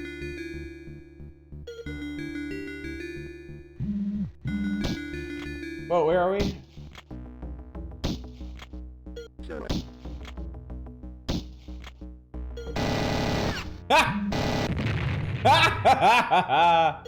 Eat shit. You should die. Alright.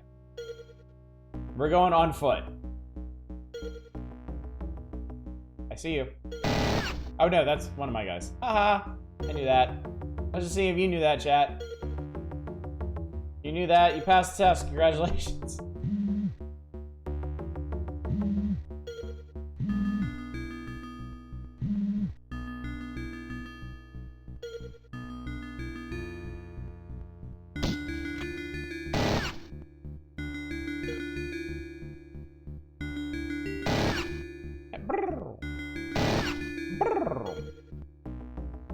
These guys just have wimpy little pistols. Please put down your weapon. Oh, friendo.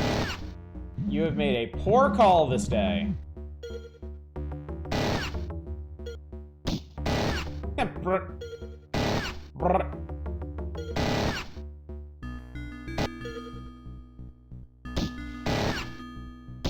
Uh-oh. Oh my god, this would be the perfect, the absolute ideal time for some XCOM Apocalypse style terrain destruction. That would be the best.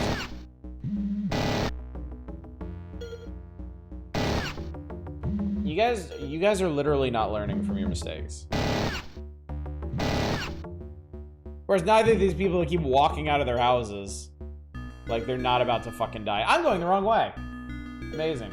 So he has the same red speed as the Fatal Frame protagonist. Please put down your weapon. Shut up.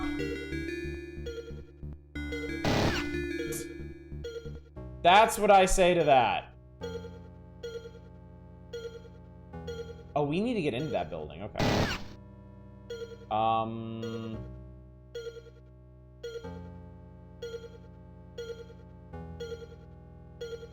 I think I have to use a train. Or a walkway. Please.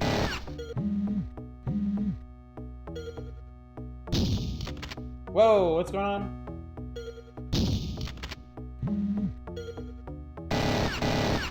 Okay, we're good. No! Agent 1 is dead! Fuck! Shit. Okay, wait, how do I even get up here, man? I think that's the first thing I need to figure out. Oh, I think I was supposed to get up over here. Okay. I'm gonna reload this. I hope.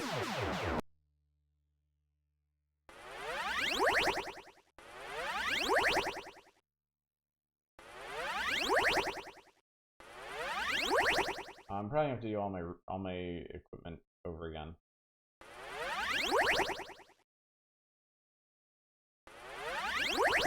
Yeah, I am. Shit. Actually, chat, I have a question. Are y'all enjoying this? Are y'all like super invested in this, or would you like to see the other thing I was thinking about doing tonight?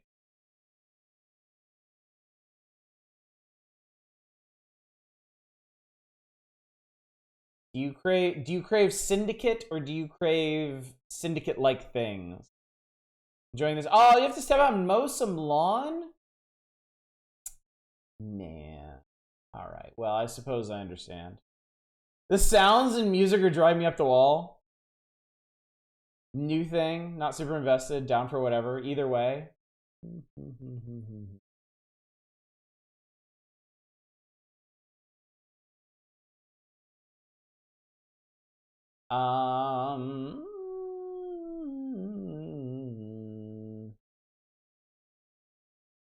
I need you to play this for the rest of your life. Oh, okay. Wasn't invested in the other Syndicate game, even less in this one. How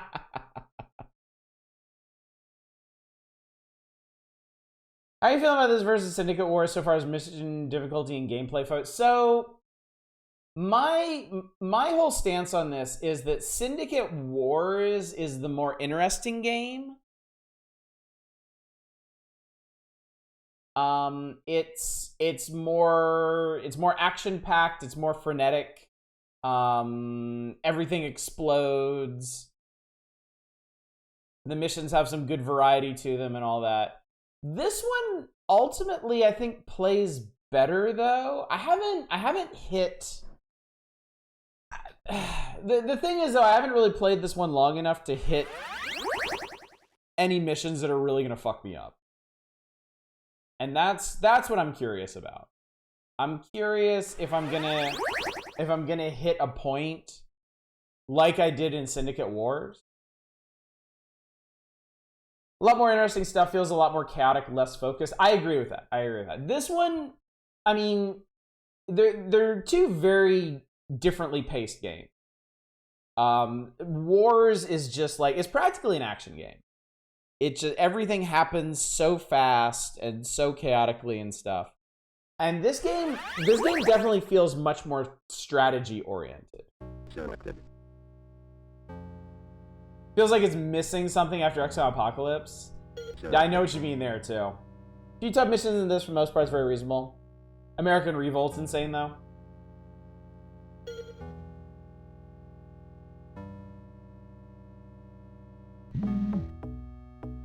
game is so obtuse. That is also very true. Yeah, it's not a game that does a whole lot to explain it. What the fuck are you doing?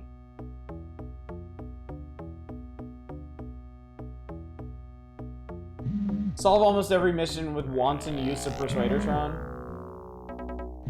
Yeah, I've heard the Persuadertron is real. Where are you going? Get the...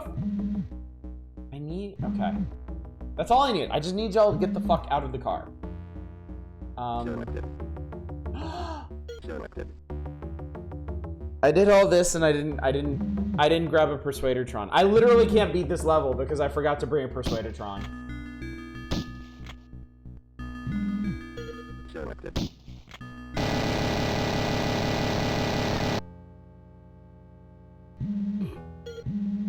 I'm so angry right now.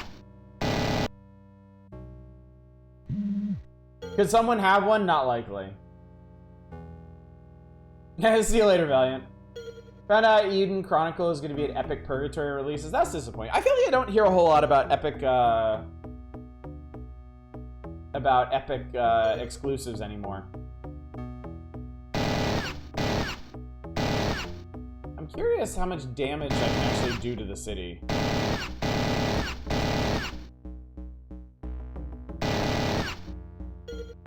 And definitely shoot some windows out and such. Some windows, not all of them. Had the similar experience with long range rifles as a kid. Gauss cans is the solution.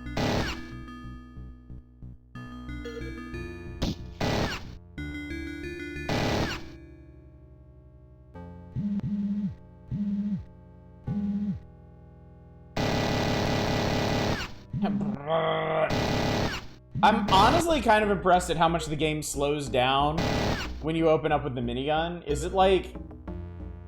I don't know, is it actually trying to model the bullets or something? Weird. Also, the guy felt like XCOM Apocalypse probably should have been 10% shorter. I mean, if it hadn't had... I would agree with you on the topic of the Alien Dimension mission. It needed a lot fewer Alien Dimension missions. Okay. Chat, I think I am going to launch into something else. I think I will vary things up a little bit.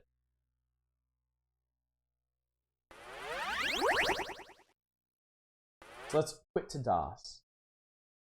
But I've definitely had a good time playing Syndicate Plus. Better than I did on Friday. I definitely understand it better now. Gauss cans suffer from an ammo problem. Back to UFO Aftermath. Not quite. Not quite. I have an idea. I've had an idea, chat. I've had a thought. Been thinking things. Let's see here.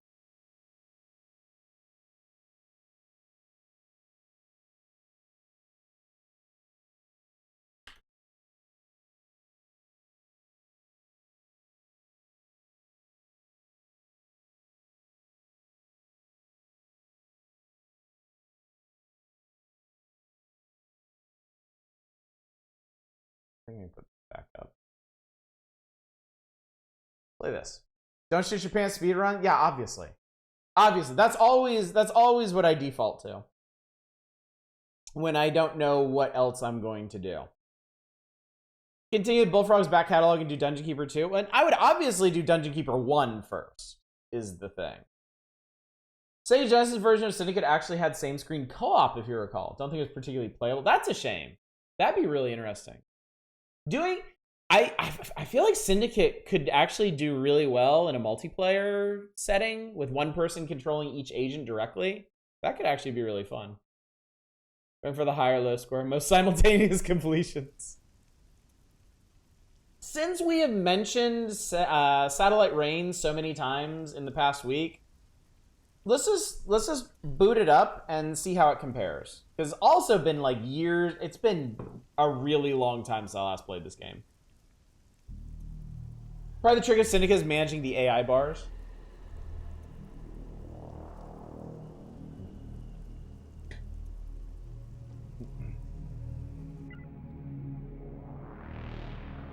Syndicate Reboot had co-op, as far as I understand, was the only good part of the game. I'm surprised it actually remembers me.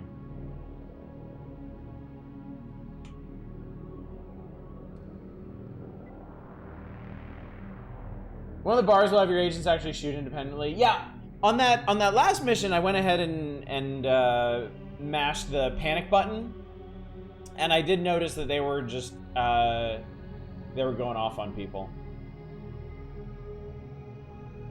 Orange? Orange. Satellite Reina's co-op. Never had a chance to play it though. Yeah, I played this. Steam says I played this for about 7 hours, which sounds about right. The early game in this I thought was interesting.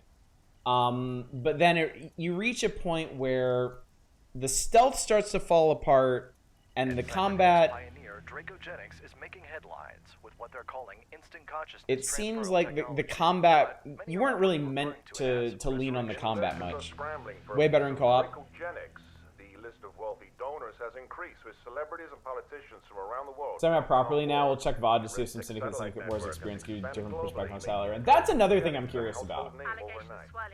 Well, that...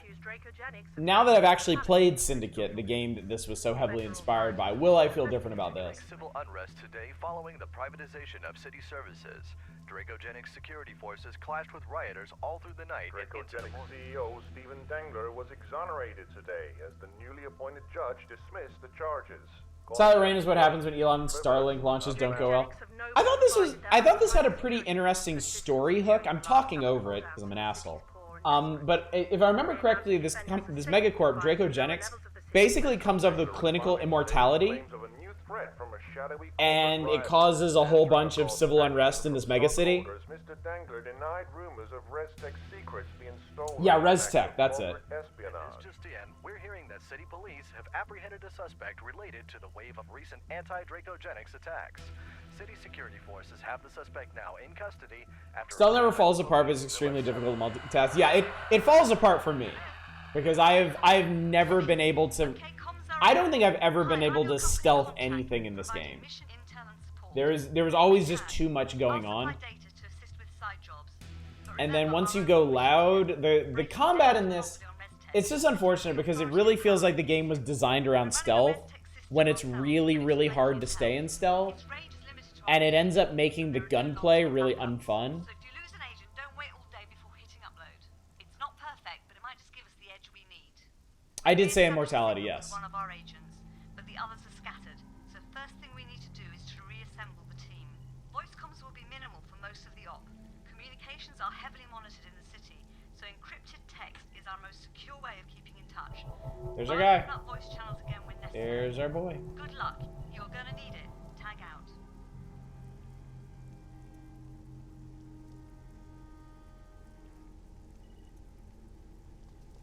Yeah.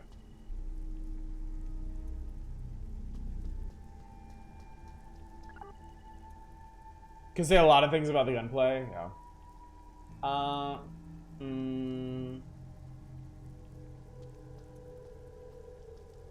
We are tiny, aren't we?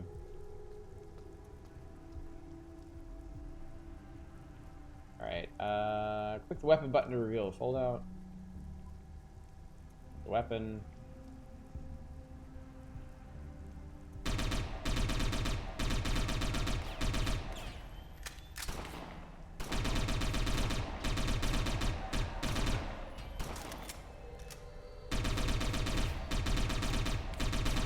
This right here, I think, is a pretty good example right up front. How long it takes you just to drop a single guy.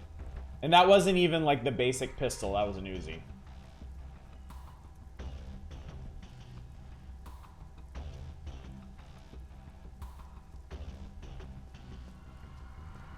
Yeah, the game just doesn't expect you to go loud. And I feel like that's a major oversight in it, honestly. Because of infinite reinforcements, the enemies being at least as durable as you, equipped with the same sort of guns. Yeah. Yeah. And I feel like that's a shame. Because if this game really was inspired by Syndicate, I feel like that really goes against the spirit of it. Because the majority of what you do in Syndicate, and especially Syndicate Wars, is just kill everybody. There's an option when you start a game, turn on Uber damage, which about quintuple or quadruples all damage. See, that would probably work.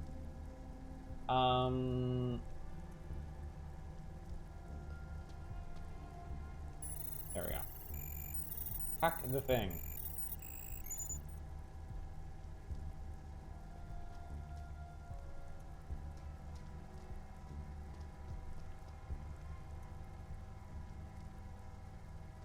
Oh, it's okay, it's timed.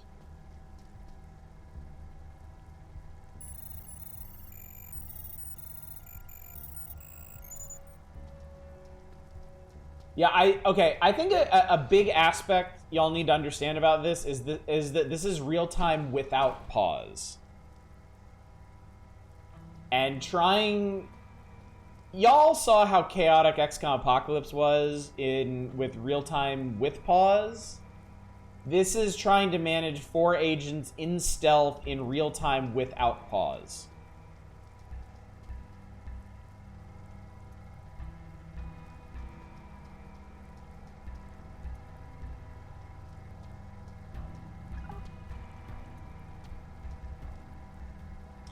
This is a relay beacon. This is basically a checkpoint.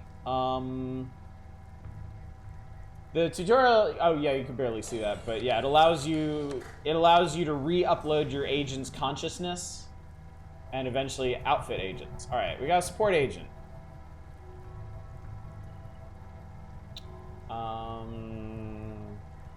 Control is everybody. All right. Like commandos. Camera sway drove me insane. There's an option to disable it. I think since I played this, I think they did patch in a lot of options to this game. So there's that at least. Yeah, I was always under the impression that locate the other terminals using the world scan ability. Oh, there we go. All right.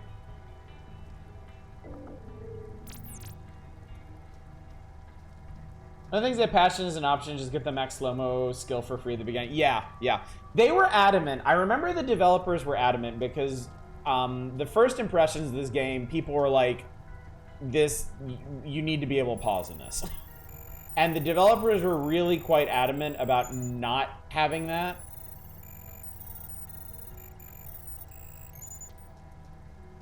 Instead, there's a skill that one of your agents gets is basically bullet time that will slow things down but not stop it. And I think eventually they did relent and, like you said, patch in an option so you get that skill for free, max out at the beginning. Seems like a neat idea. This game, I love the concept of this game so much. I didn't mean to do that. Because it's basically squad-based Syndicate, but in a giant persistent city. You haven't seen that yet because we're still in the tutorial area. But it's basically open world.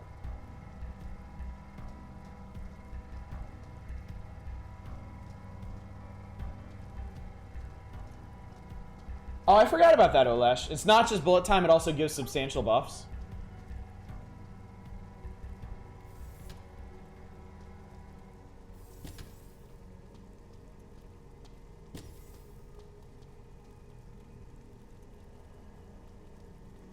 Wish they added in automatic AI targeting, like giving drugs to your agent in Syndicate. Made for fantastic stealth solo gameplay. Full party firefights without any AI wasn't as comfortable. Yeah. Yeah, I ended up disappointed because ultimately I wanted the option to have firefights, but the firefights in this just turned into such a slog because of, like y'all have said, how the enemies are balanced.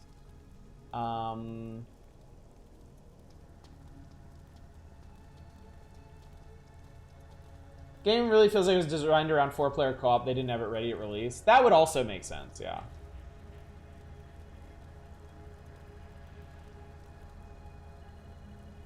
Looks like this terminal is higher secure and it requires agent with level 1 hacker, someone like our hacker agent. Hackers inside this complex awaiting extraction. When the civilians around here should have security access. We should identify the civilian and bribe them to get our agent out. Use world scan. To do that.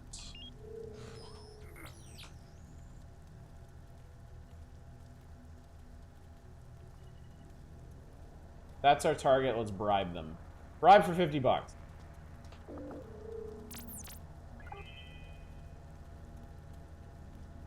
It's not the same gameplay. Shadowrun just feels like a better designed game. Which one? I mean, I've only played the first Shadowrun on PC, but I still think that's really good. I still think it's fine. All right, we need to go over here. Yeah, Returns is the one that I played, and I thought that was fine. I've heard Dragonfall and Hong Kong are better. I just haven't played them yet.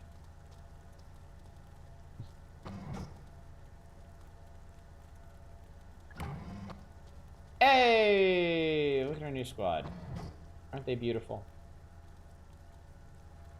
Game's version of Persuadertron is pretty strong. Not like get mobs on your side strong, given everyone's so chunky, a brainwashed guy can be a good distraction for a bit. Genesis and SNES and the Hairbrained Schemes ones are all really, really good for different reasons. I will agree. I will definitely agree. I've never played the Genesis one. But I am a huge fan of the Super Nintendo one. I've played it so many times. I've streamed it on this channel. I love that game to death. And I really should play the other... I really should play Dragonfall in Hong Kong at some point. Like, as much as I enjoyed Shadowrun Returns, it definitely felt like a proof of concept. More than like a full-fledged game. Dragonfall easily has the best story of the modern Shadowrun trilogy. By the way, let me move this. Let me move my dumb face so you can actually see what's going on here. Wow, it's crazy to play a modern game that I can actually alt-tab out of without everything exploding. Look like the hacks are managed to find a silencer while waiting for us. Another spot for a relay beacon up ahead. Get up and running so we can equip our agents. Oh, here we go. No. I really want to show you like the whole map here. Load out. Weapon. Select the pistol. Select the pistol augmentation slot. Select the silencer. Attach the silencer. We did it. Hooray.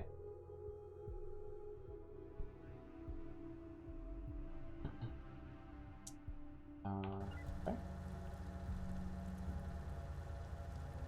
Oh, none of your agents are equipped to use the zipline yet. We can still force them to interact with things like ziplines, terminals, and hardwire points. It's a risk. There doesn't seem to be any other way out of here. Ah, this one. Okay. Let's go up here first.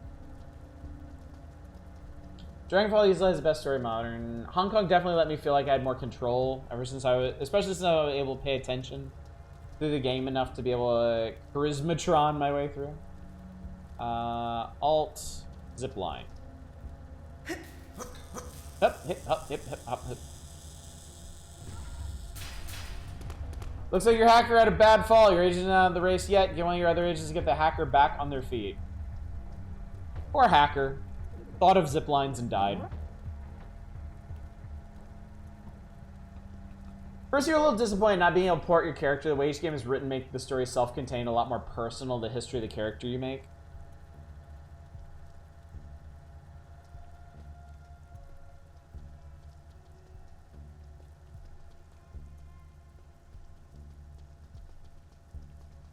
I really loved how Shadowrun Returns tried to continue or resolve the story from the Super Nintendo Shadowrun.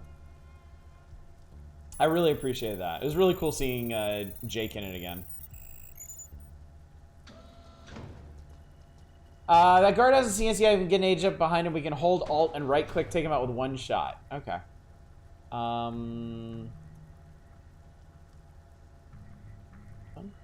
we go.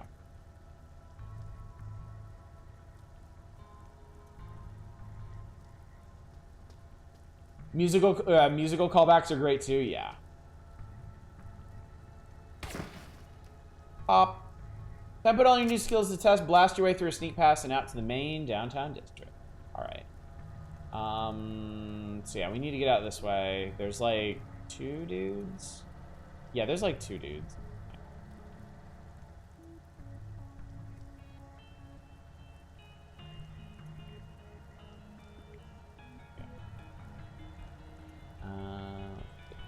I was going through my hard drive the other day. I saw I still had the pause mod for this hanging out. We were just talking about that, Sarah. This is one of those games that I really, really wanted to like, and ultimately just didn't.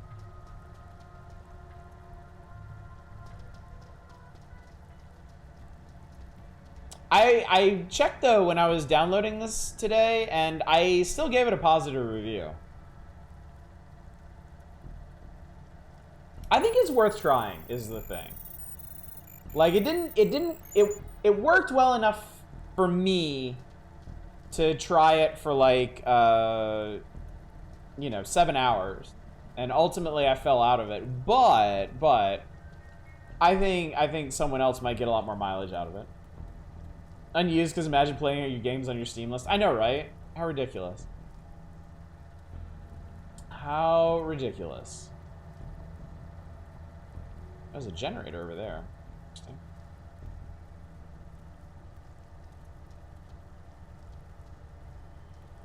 Oh no, I need the fuck, I need the hacker. Okay. Get your ass over here.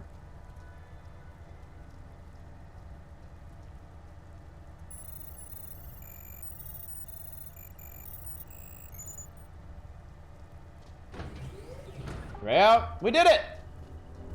Welcome to downtown! System's starting to come back online. I have mission control back up and running. We're heading deeper into the downtown district. A few things I need you to get done, but it's up to you which we tackle first.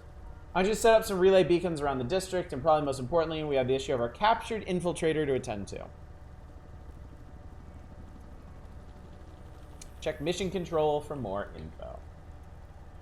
Oh no, I need the hacker half of this game. Mission control.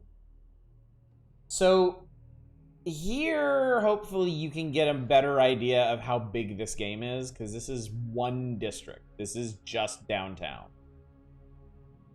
And we're on the very fringe of it. Let's see. Main target is Dracogenics Ace Up Their Sleeve Res Tech. Resurrection. Life after death. If you're rich enough and important enough, they can save you like a file. When your meat body dies, it just downloads you into a new one. Rich assholes in suits get to live forever. Poor people lose their bodies to let it happen. Fed into the process like factory part. We know the Res Tech is housed in the heart of Dracogenics HQ. We gotta fight our way there one district at a time. Learning everything we can, gearing up, finding their secrets and weak points while we arm and armor ourselves. Won't be easy. When we take the Res Tech from them, though, it'll be worth it. Rescue the infiltrator. Alright, I want to start with this.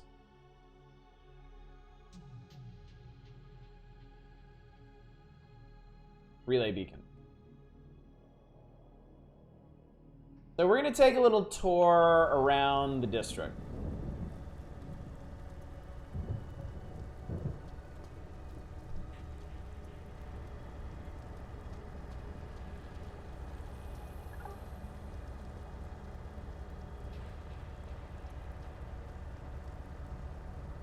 Biggest difference between Returns and Dragonfall Hong Kong would be they figured out how to make Melee a lot more satisfying and worthwhile.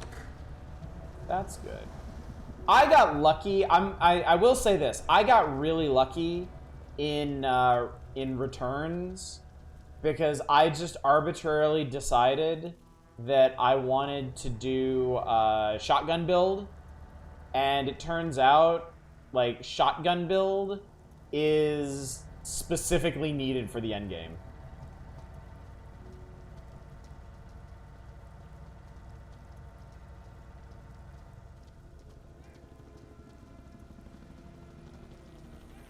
No, there's just a dead person in the alley. Great. You need a level 2 hacker for a bunch of that stuff.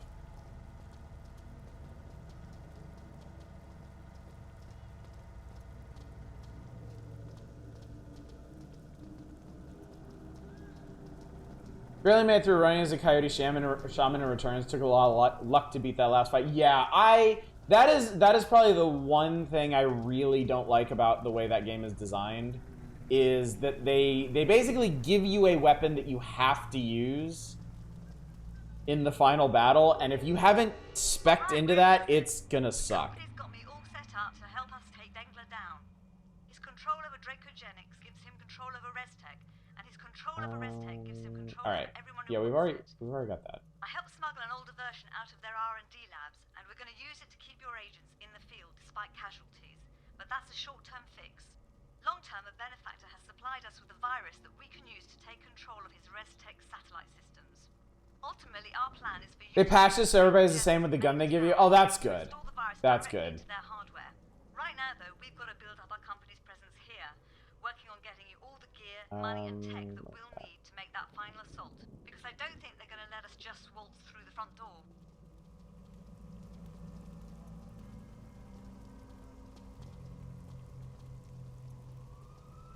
What's up, Demon Lord? How you doing?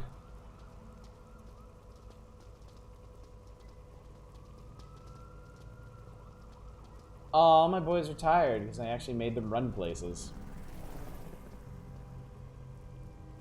Tend to go Charismatron in games, and the Shadowrun games accommodate that style play really well. I like decking. I like the Matrix in Shadowrun. So I did that in Returns. I did a shotgun wielding decker, and that was cool. I was surprised at that's funny. I was surprised at how involved the Matrix was. Man,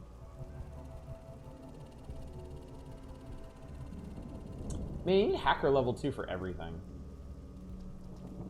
Honkai really made me happy to focus on talking my way through situations. I love that talking to characters for a while and doing research in game would pay off in big ways.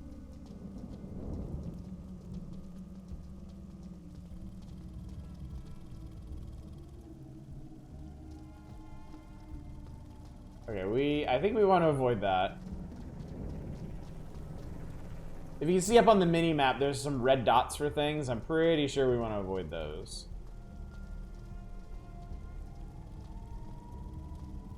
Slip under that cover.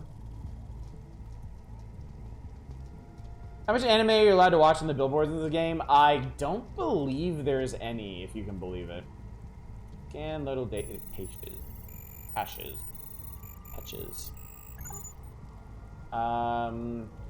There are terminals scattered around that give you little bits of background lore on the city and what's going on.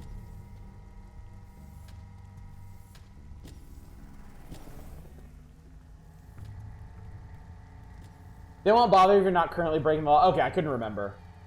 I couldn't remember if they actually cared or not.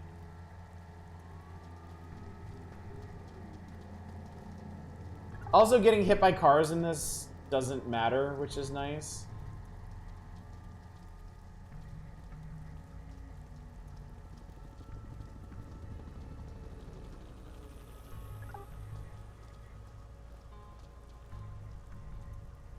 Oh yeah, you need the hardwire skill.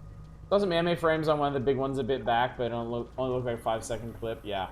If you're coming to this to watch unlicensed anime, you're gonna be sorely disappointed. You need Syndicate Wars for that.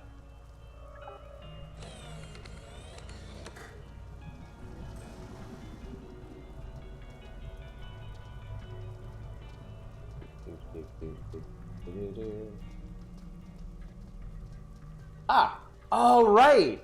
So to make money, you install money siphons on ATMs.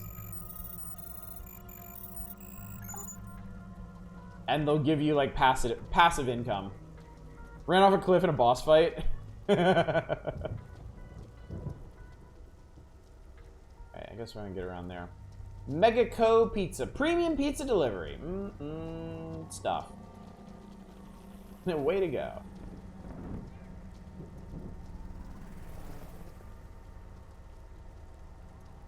Now remember, you can hijack people. I don't remember how exactly that works.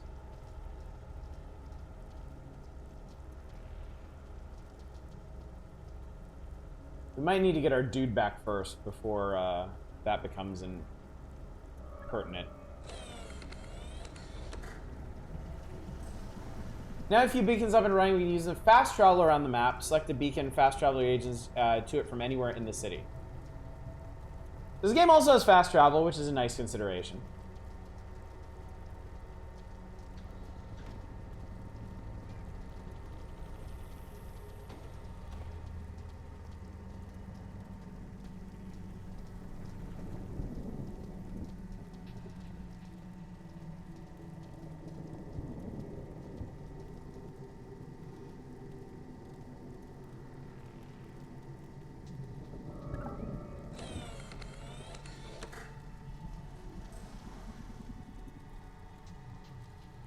Alright, I don't think we're near any of the other... How many have we done so far?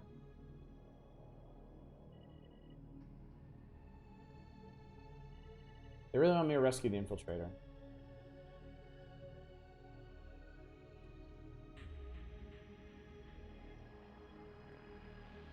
Oh, they're in the police facility over here. Okay.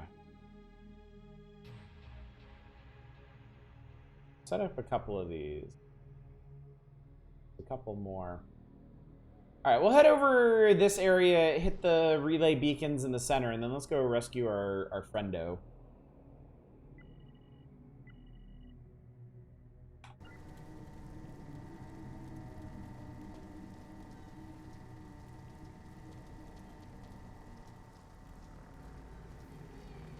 This is the CSA, City Surveillance Authority.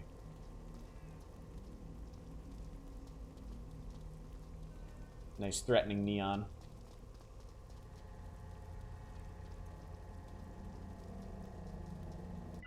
Oh, wait. Do that.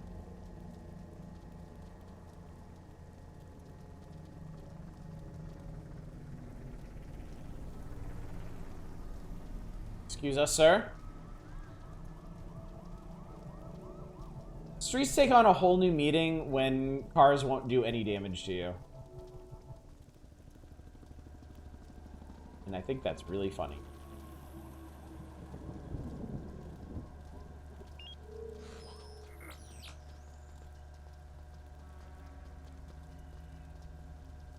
So you can, when you're in worldview, you can actually scan people to find out information about them.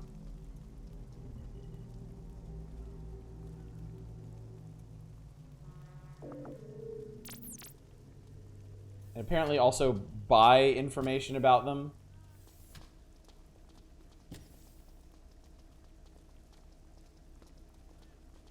I don't know if we're going to get to this, but to improve your agents... Actually, does it show it? Augmentation. Clone, that's right. So to improve your agents, you scan people around the city. Actually, I don't think it's just scan. I think you have to kidnap people around the city, and then like you copy their genetic code so that you can add their best traits to your clones.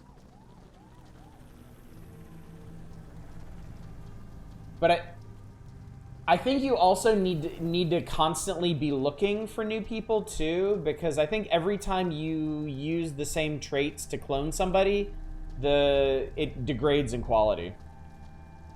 This game makes you a pretty big jerk. It's Cyberpunk. What do you expect? There are no good guys in Cyberpunk. Yeah, you mind control people and steal their bodies. Much like a certain Syndicate game.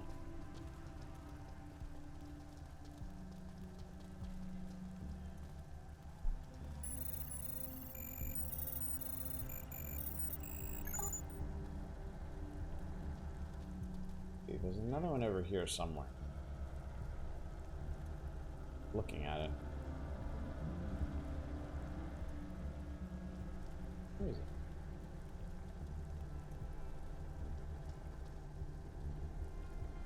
Oh, there it is. Okay, I need to get down there.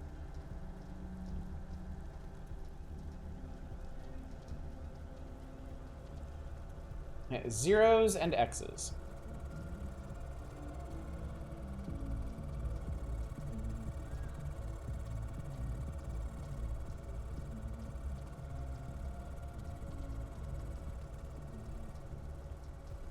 This might sound kind of weird, but I also think I might look back on this game more fondly if the Ascent didn't exist. Because I'm a big sucker for really compelling environments and aesthetics. And as much as I wasn't really a fan of the gameplay in this game, I loved running around in this big cyberpunk city. Like, I thought that was really, really cool. Just being here and seeing the sights and the billboards and all the random people wandering around and being able to hack stuff and sneak into places. All that, conceptually at least, was really, really cool. But then the Ascent came out. And the Ascent is like one of the most amazing environments I've ever played through in a game. Ever.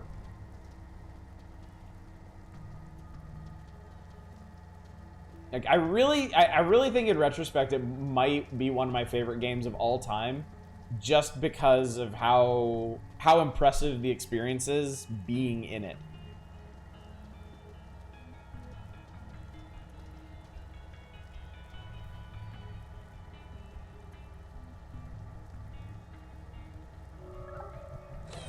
Where am I exactly? Okay, so we hit all of these. I think it's time to hit the downtown police facility and see if I can get our friendo out.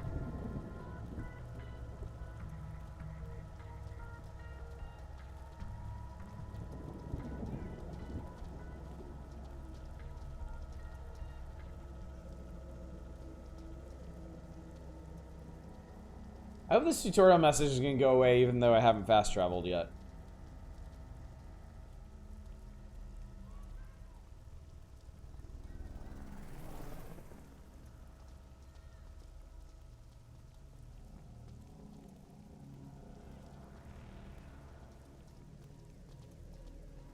These areas that are highlighted red on the map, like, you are restricted areas.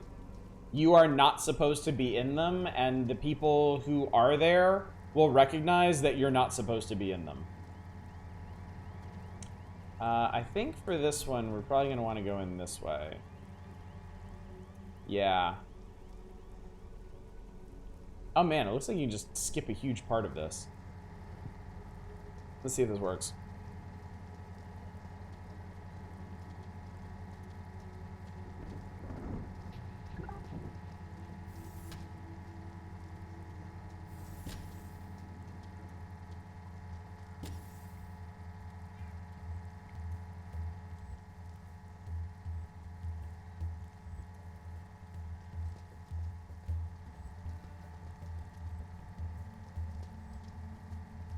So yeah, this little blinking thing here is alert level 0 because we are currently trespassing.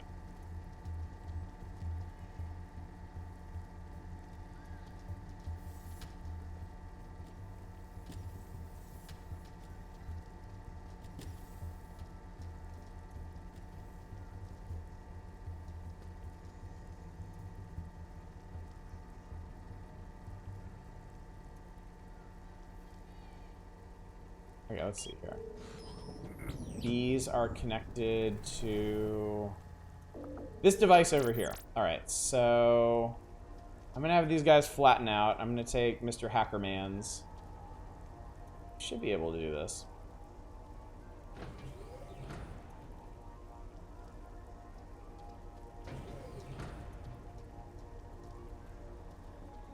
Okay, we got some cops wandering around. Disable the security system. Hopefully before these guys spot him. Okay, cool. System is disabled. Okay.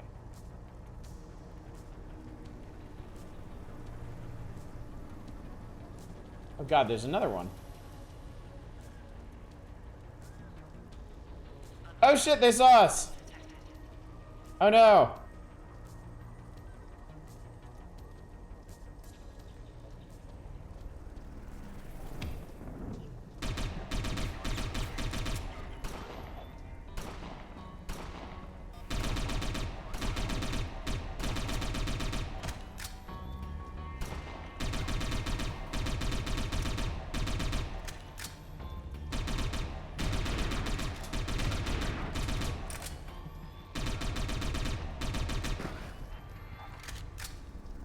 Shoot. Ah!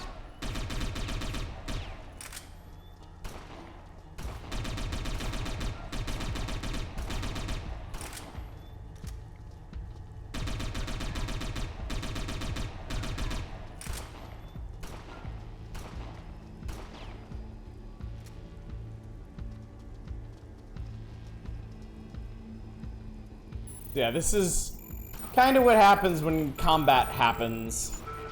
It's not great.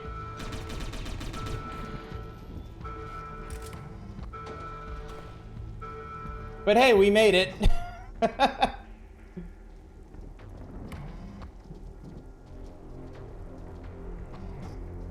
Alright, we have prototypes. Put down your weapon, move along.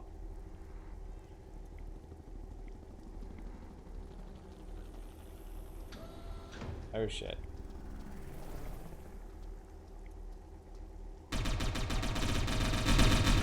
Okay.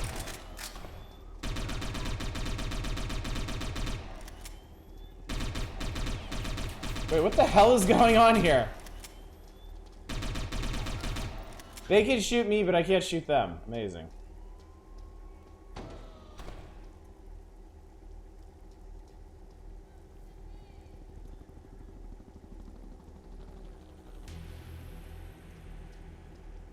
I'm thinking these guys might be so wimpy that I might just be able to leave.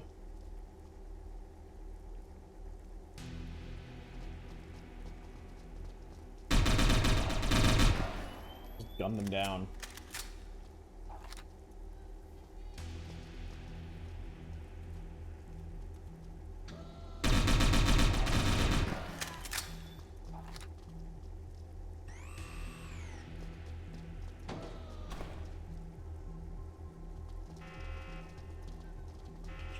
Uh-oh.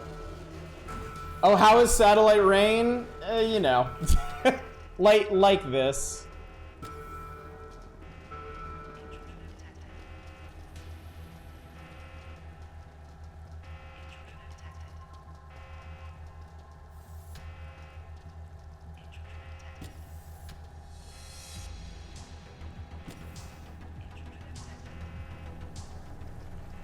Alright, the authorities have been alerted to our presence. Okay, so the way prototypes work, on the way out, our agents also have their hands on prototype weapons. Up to you. You can either send it off to research and development, try to mass produce it, or you can give it to one of your agents right away. We only have one prototype. If your agents are killed in the field with that weapon, it can be tough getting our hands on another one. So yeah, when you sneak into one of these areas, one of these special facilities, you usually pull out prototypes, and then you have to decide what to do with them. Either keep them or research them.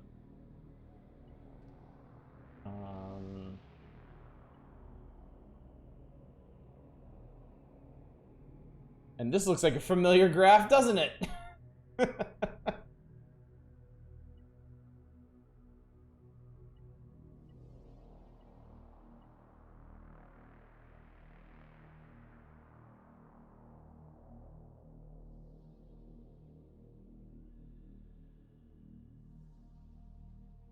don't know if this is actually going to work out, but okay. Alright, anyway, I think the police have forgotten we exist now, so we'll just kind of wander out here.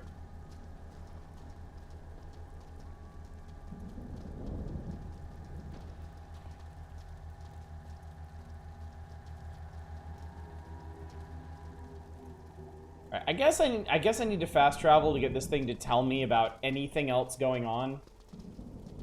Otherwise, the tutorial messages are just going to be stuck on this forever.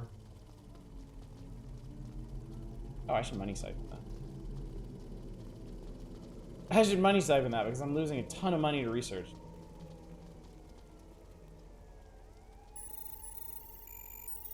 Research is at least more controlled in this game. Uh-oh. Uh-oh, I did that right in front of a cop like a genius.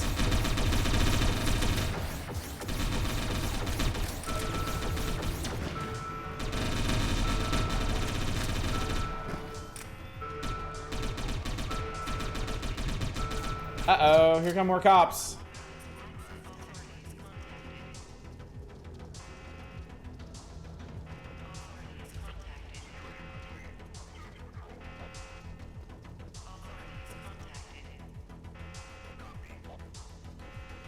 The stealth system is admittedly kind of interesting because it's dependent on where enemies last saw you. Although, if the enemies weren't complete morons, they would have realized that we ran off in this direction right in front of them.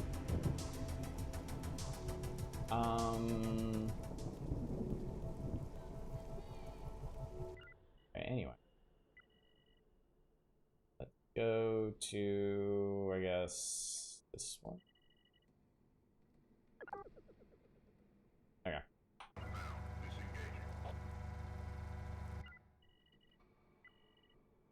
Yeah, I did that. Okay.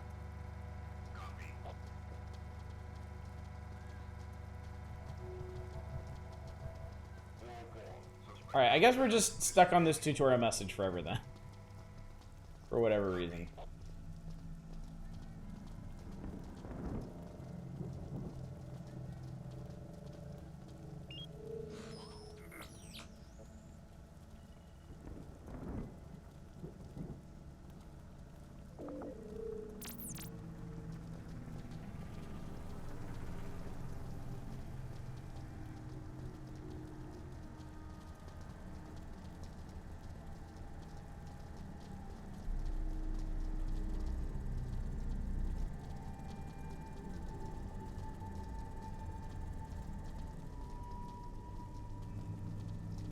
Done the research tutorial when you fast travel, so I guess it didn't count.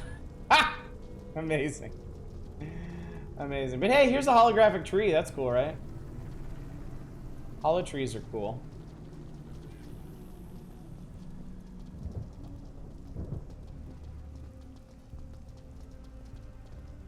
Anyway, here's a filthy alley. Let's put a beacon up here.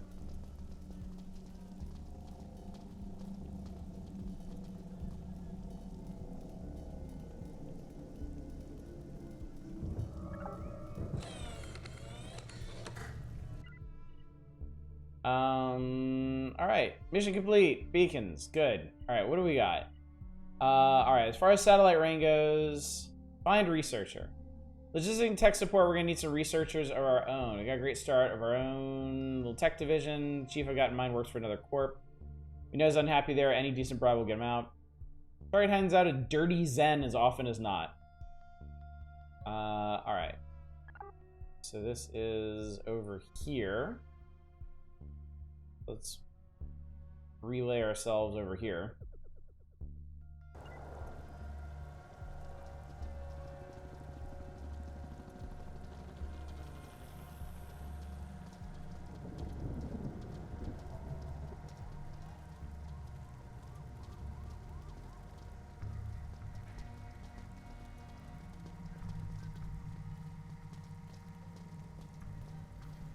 So we're looking for somebody in this vicinity. I need more space. Don't we all? We all. Alright, I definitely haven't done anything illegal in the last 60 seconds or so, so I should be fine. Alright.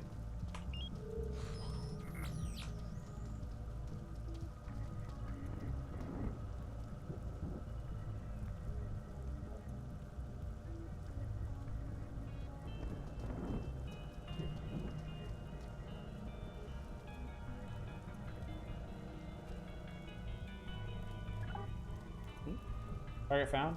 Oh, there he is. Okay.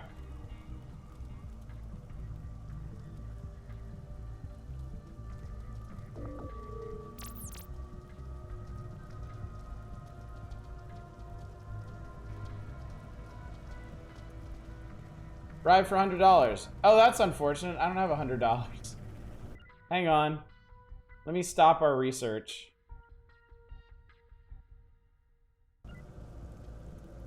We're poor.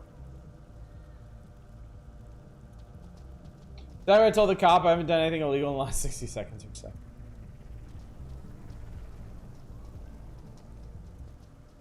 I don't think there's any way to just get money immediately. Is there?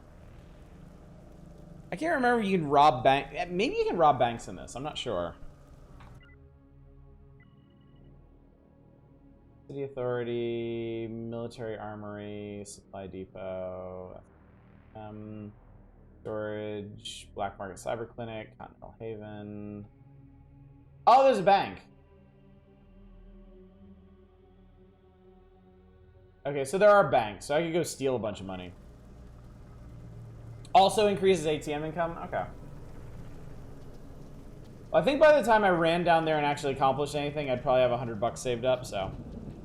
Did you rob the many, many civilian corpses you leave behind you? It's the future. Everything is networked. Nobody's carrying money around like a 20th century idiot.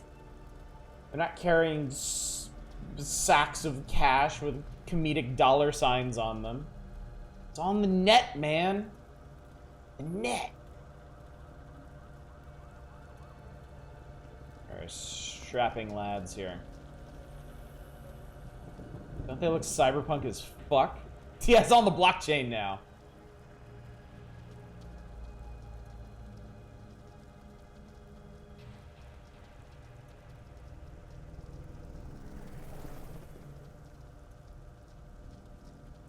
This is our future. Waiting around in a dingy alley by the burning barrel for our blockchain income to just tick over just enough to bribe a scientist.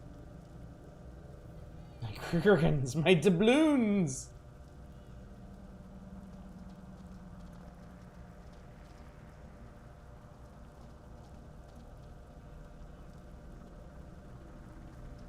Curse me. I got too excited about researching shotguns and revolvers. Because God knows I'm going to need them.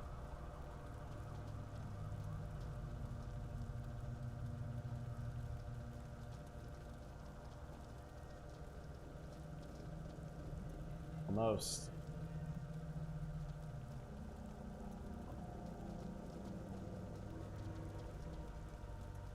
Guys, completely not put out by this squad of weirdos following around these alleys.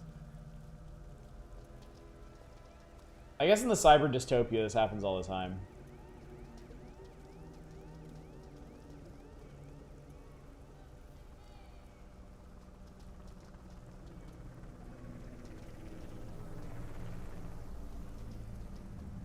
God. I need 16 cents! Why do they still use cents in the future, you fucks? Alright, we bribed him. Cool, I did it. That's that! He'll get a research and development team running smoothly. That's just a start. Okay. Should be lots of other eggheads and geeks around the city with all sorts of specialties. Cool. Alright. Find fresh clones. Okay, here we go. New researcher friend says the cloning bays are back online. Clones allow replacement bodies for our agents, a somewhat brutal but necessary act if we succeed.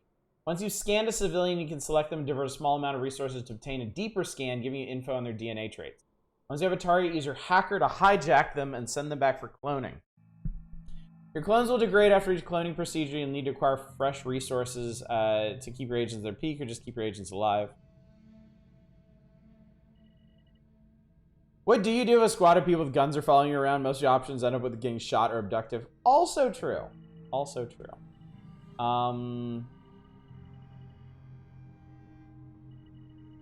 Bank.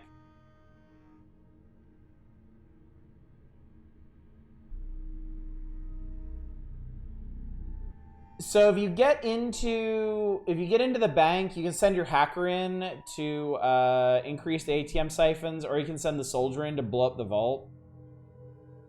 I guess let's go fuck with the bank. Why not? It'll give us something to do.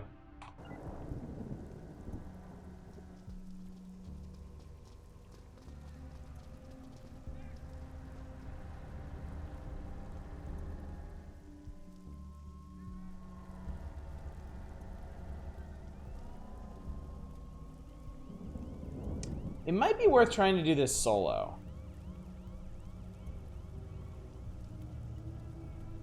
Let's see if I can get my hacker in there. One or more of your agents do something special when in a vault. Okay, so this is safe out here. And then this isn't. Oh, you need hacker. God damn it! You need hacker level 2 to even get in there. Oh no, I can go in this way. Cool, yeah, I can just march in the front door. This is great.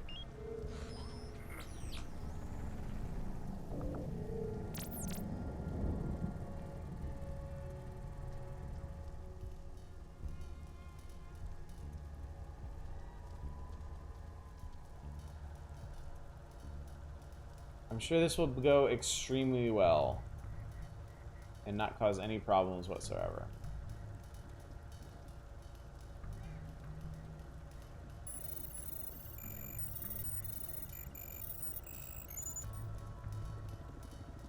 Boy, that door doesn't stay hacked for very long.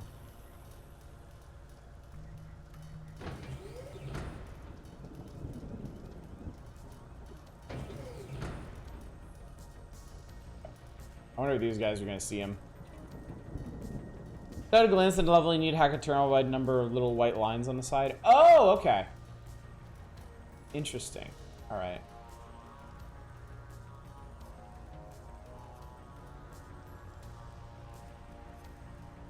All right, so these guys are going to patrol around this way. If I can get up here, I can turn off the cameras, which I know will be helpful.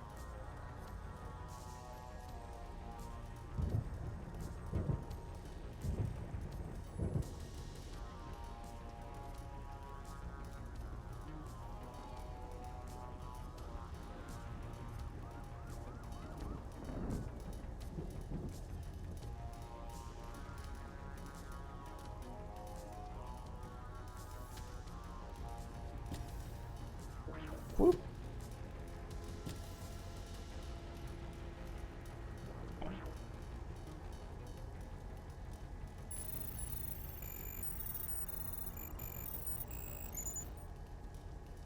Okay, these guys will be out for some time.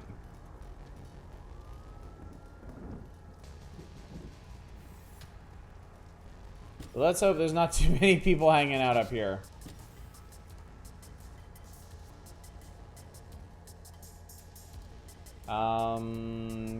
Cool. All right. There's guys just chilling. Just kind of watching everything, I guess. What was that noise? Okay, this guy's going somewhere.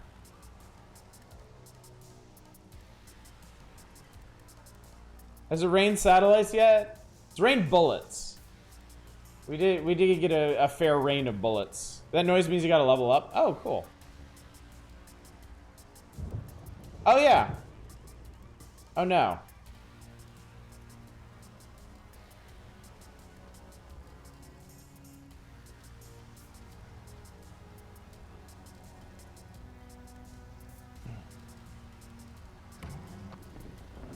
All right. D-Thang. Bank infiltrated. Ooh, we got a bunch of money. Yay! $6,000 and siphons are working at 140% now. A little bouncing orange arrow on him. Load out skills. Ah, okay. Purchase a skill level.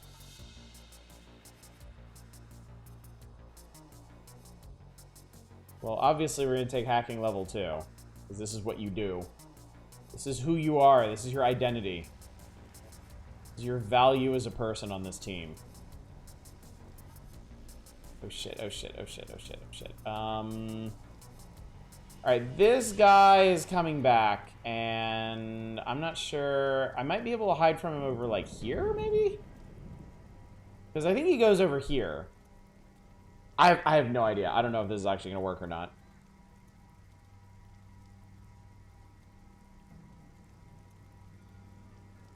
Oh, and the camera hack is almost expired.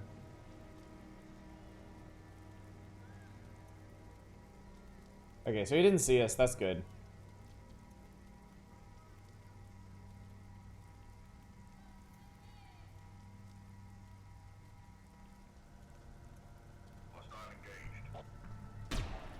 Oh, he fucking... Okay, he saw us.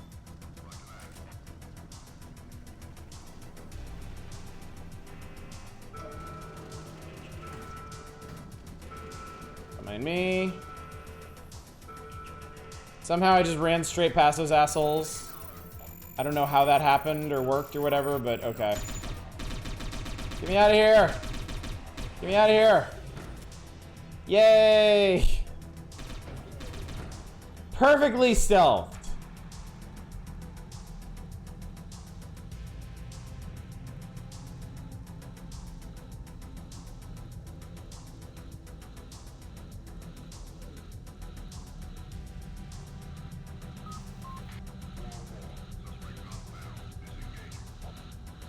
Oh, we can't find him.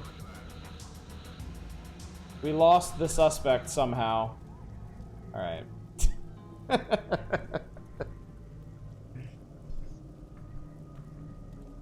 All right, chat. Well, I think this was a pretty good look at Satellite Rain. It's kind of funny how immediately so many of this game's problems just came right back to me.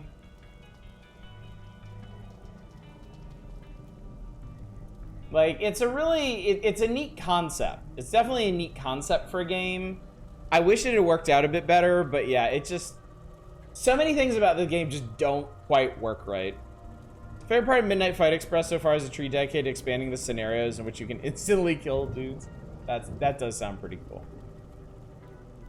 Anyway, chat, I think I've had my fill of this for the evening, so I think it's fair to call it an early night. I'm gonna let you go just a little bit early, since we've all been on our best behavior. Thanks for the syndicates and syndicate likes. Yep, just that kind of night. But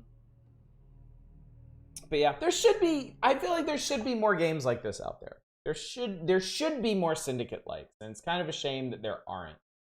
I would love to see more of them. I would love to see more refined ones. I would like to see ones that push the styles in different directions. Have it go to hell. But yeah, pretty neat stuff, I think. I don't know what the developers of Satellite Rain, I don't know if they're doing anything else. 5 Live Studio. They released a game called Windbound in 2020. Looks very Wind Waker-y. So, and that got mixed reviews, so. Anyway, if Satellite Rain looked interesting to you, I mean, it's $30 normally, but anytime there's a sale, it drops pretty precipitously. So you might get more mileage out of it than I did. You might be better at squad-based stealth than I am, because you know about me and stealth. You know how I do. If it's not Invisible Ink, I'm not exactly Garrett the Master Thief here. Anyway, chat. We have played a lot of syndicates and syndicate adjacent things this week, and I had a good time with it, but I think it's time to move on. So, you never heard of Syndicate before, and now you play so much you've hated. Good. I don't hate it. I have a much greater respect for Syndicate now, I think. I respect what it is. I might as well make myself. I respect what it is and what it did. I'm glad that people got into it. I'm glad that there was a big name, successful cyberpunk franchise, at least back in the 90s, for people to play on PC. I think Syndicate and Syndicate Wars both have their advantages and disadvantages. I think Syndicate is more playable, but Syndicate Wars is more fun, at least until the difficulty catches up to you and murders you. I think Satellite Rain adapts a lot of interesting things from the Syndicate series, but misses out on some really key stuff. And I think the combat is the main part of that. I don't think basing Satellite Rain around stealth gameplay was the best idea. And I don't think balancing the game with that in mind, the way they did, making enemies like super tanky while also making stealth. I know I didn't make a very good showing of it, but the stealth in this game is very difficult. Yeah, I think it was just an interesting if misguided idea. So I don't hate any of these games. I could be persuaded to play them again, but I'm also ready to move on to other things. And we were going to talk about that. We're going to talk about the other things that we're going to do on Friday for our special Just Chatting stream. We're going to have a very important announcement that may not be the most surprising thing to y'all, but at least we'll get it out there and be able to talk about it. Which VTuber avatar did you choose? You can't expect me to come to a conclusion like that after just 2 hours and 45 minutes. I mean, this is a big commitment. This is, your identity, your persona. Like, I've got to consider what animal best animal, vegetable, or mineral would best suit my personality, and with some consideration to how they might be animated. So we will revisit this topic. It's something we can talk about on Friday. Tomorrow night is the Power Hours. We're going back to April 1992. We're gonna play a bunch of Game Boy games from that period, and then on Saturday we should be playing Super Nintendo games from that period, namely Smash TV. But it all depends on how enamored we are with Game Boy games tomorrow night. So Ferret's not a bad idea. But yes, if you are invested in finding out or helping decide what it is that we're going to play on Monday, show up on Friday. We're going to have a nice long chat about many, many things. For now, folks, I believe I will raid somebody and send y'all on your merry ways. Let's see. And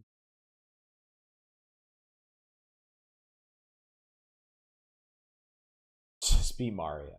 I could just be Mario. Well, I could be Luigi. I have the hat. I'm going to send you over to Smite. Smite is rarely up this late. Smite is playing La Mulana. It's the second playthrough after 2+ years. No spoilers. Keep that in mind. I know y'all like La Mulana.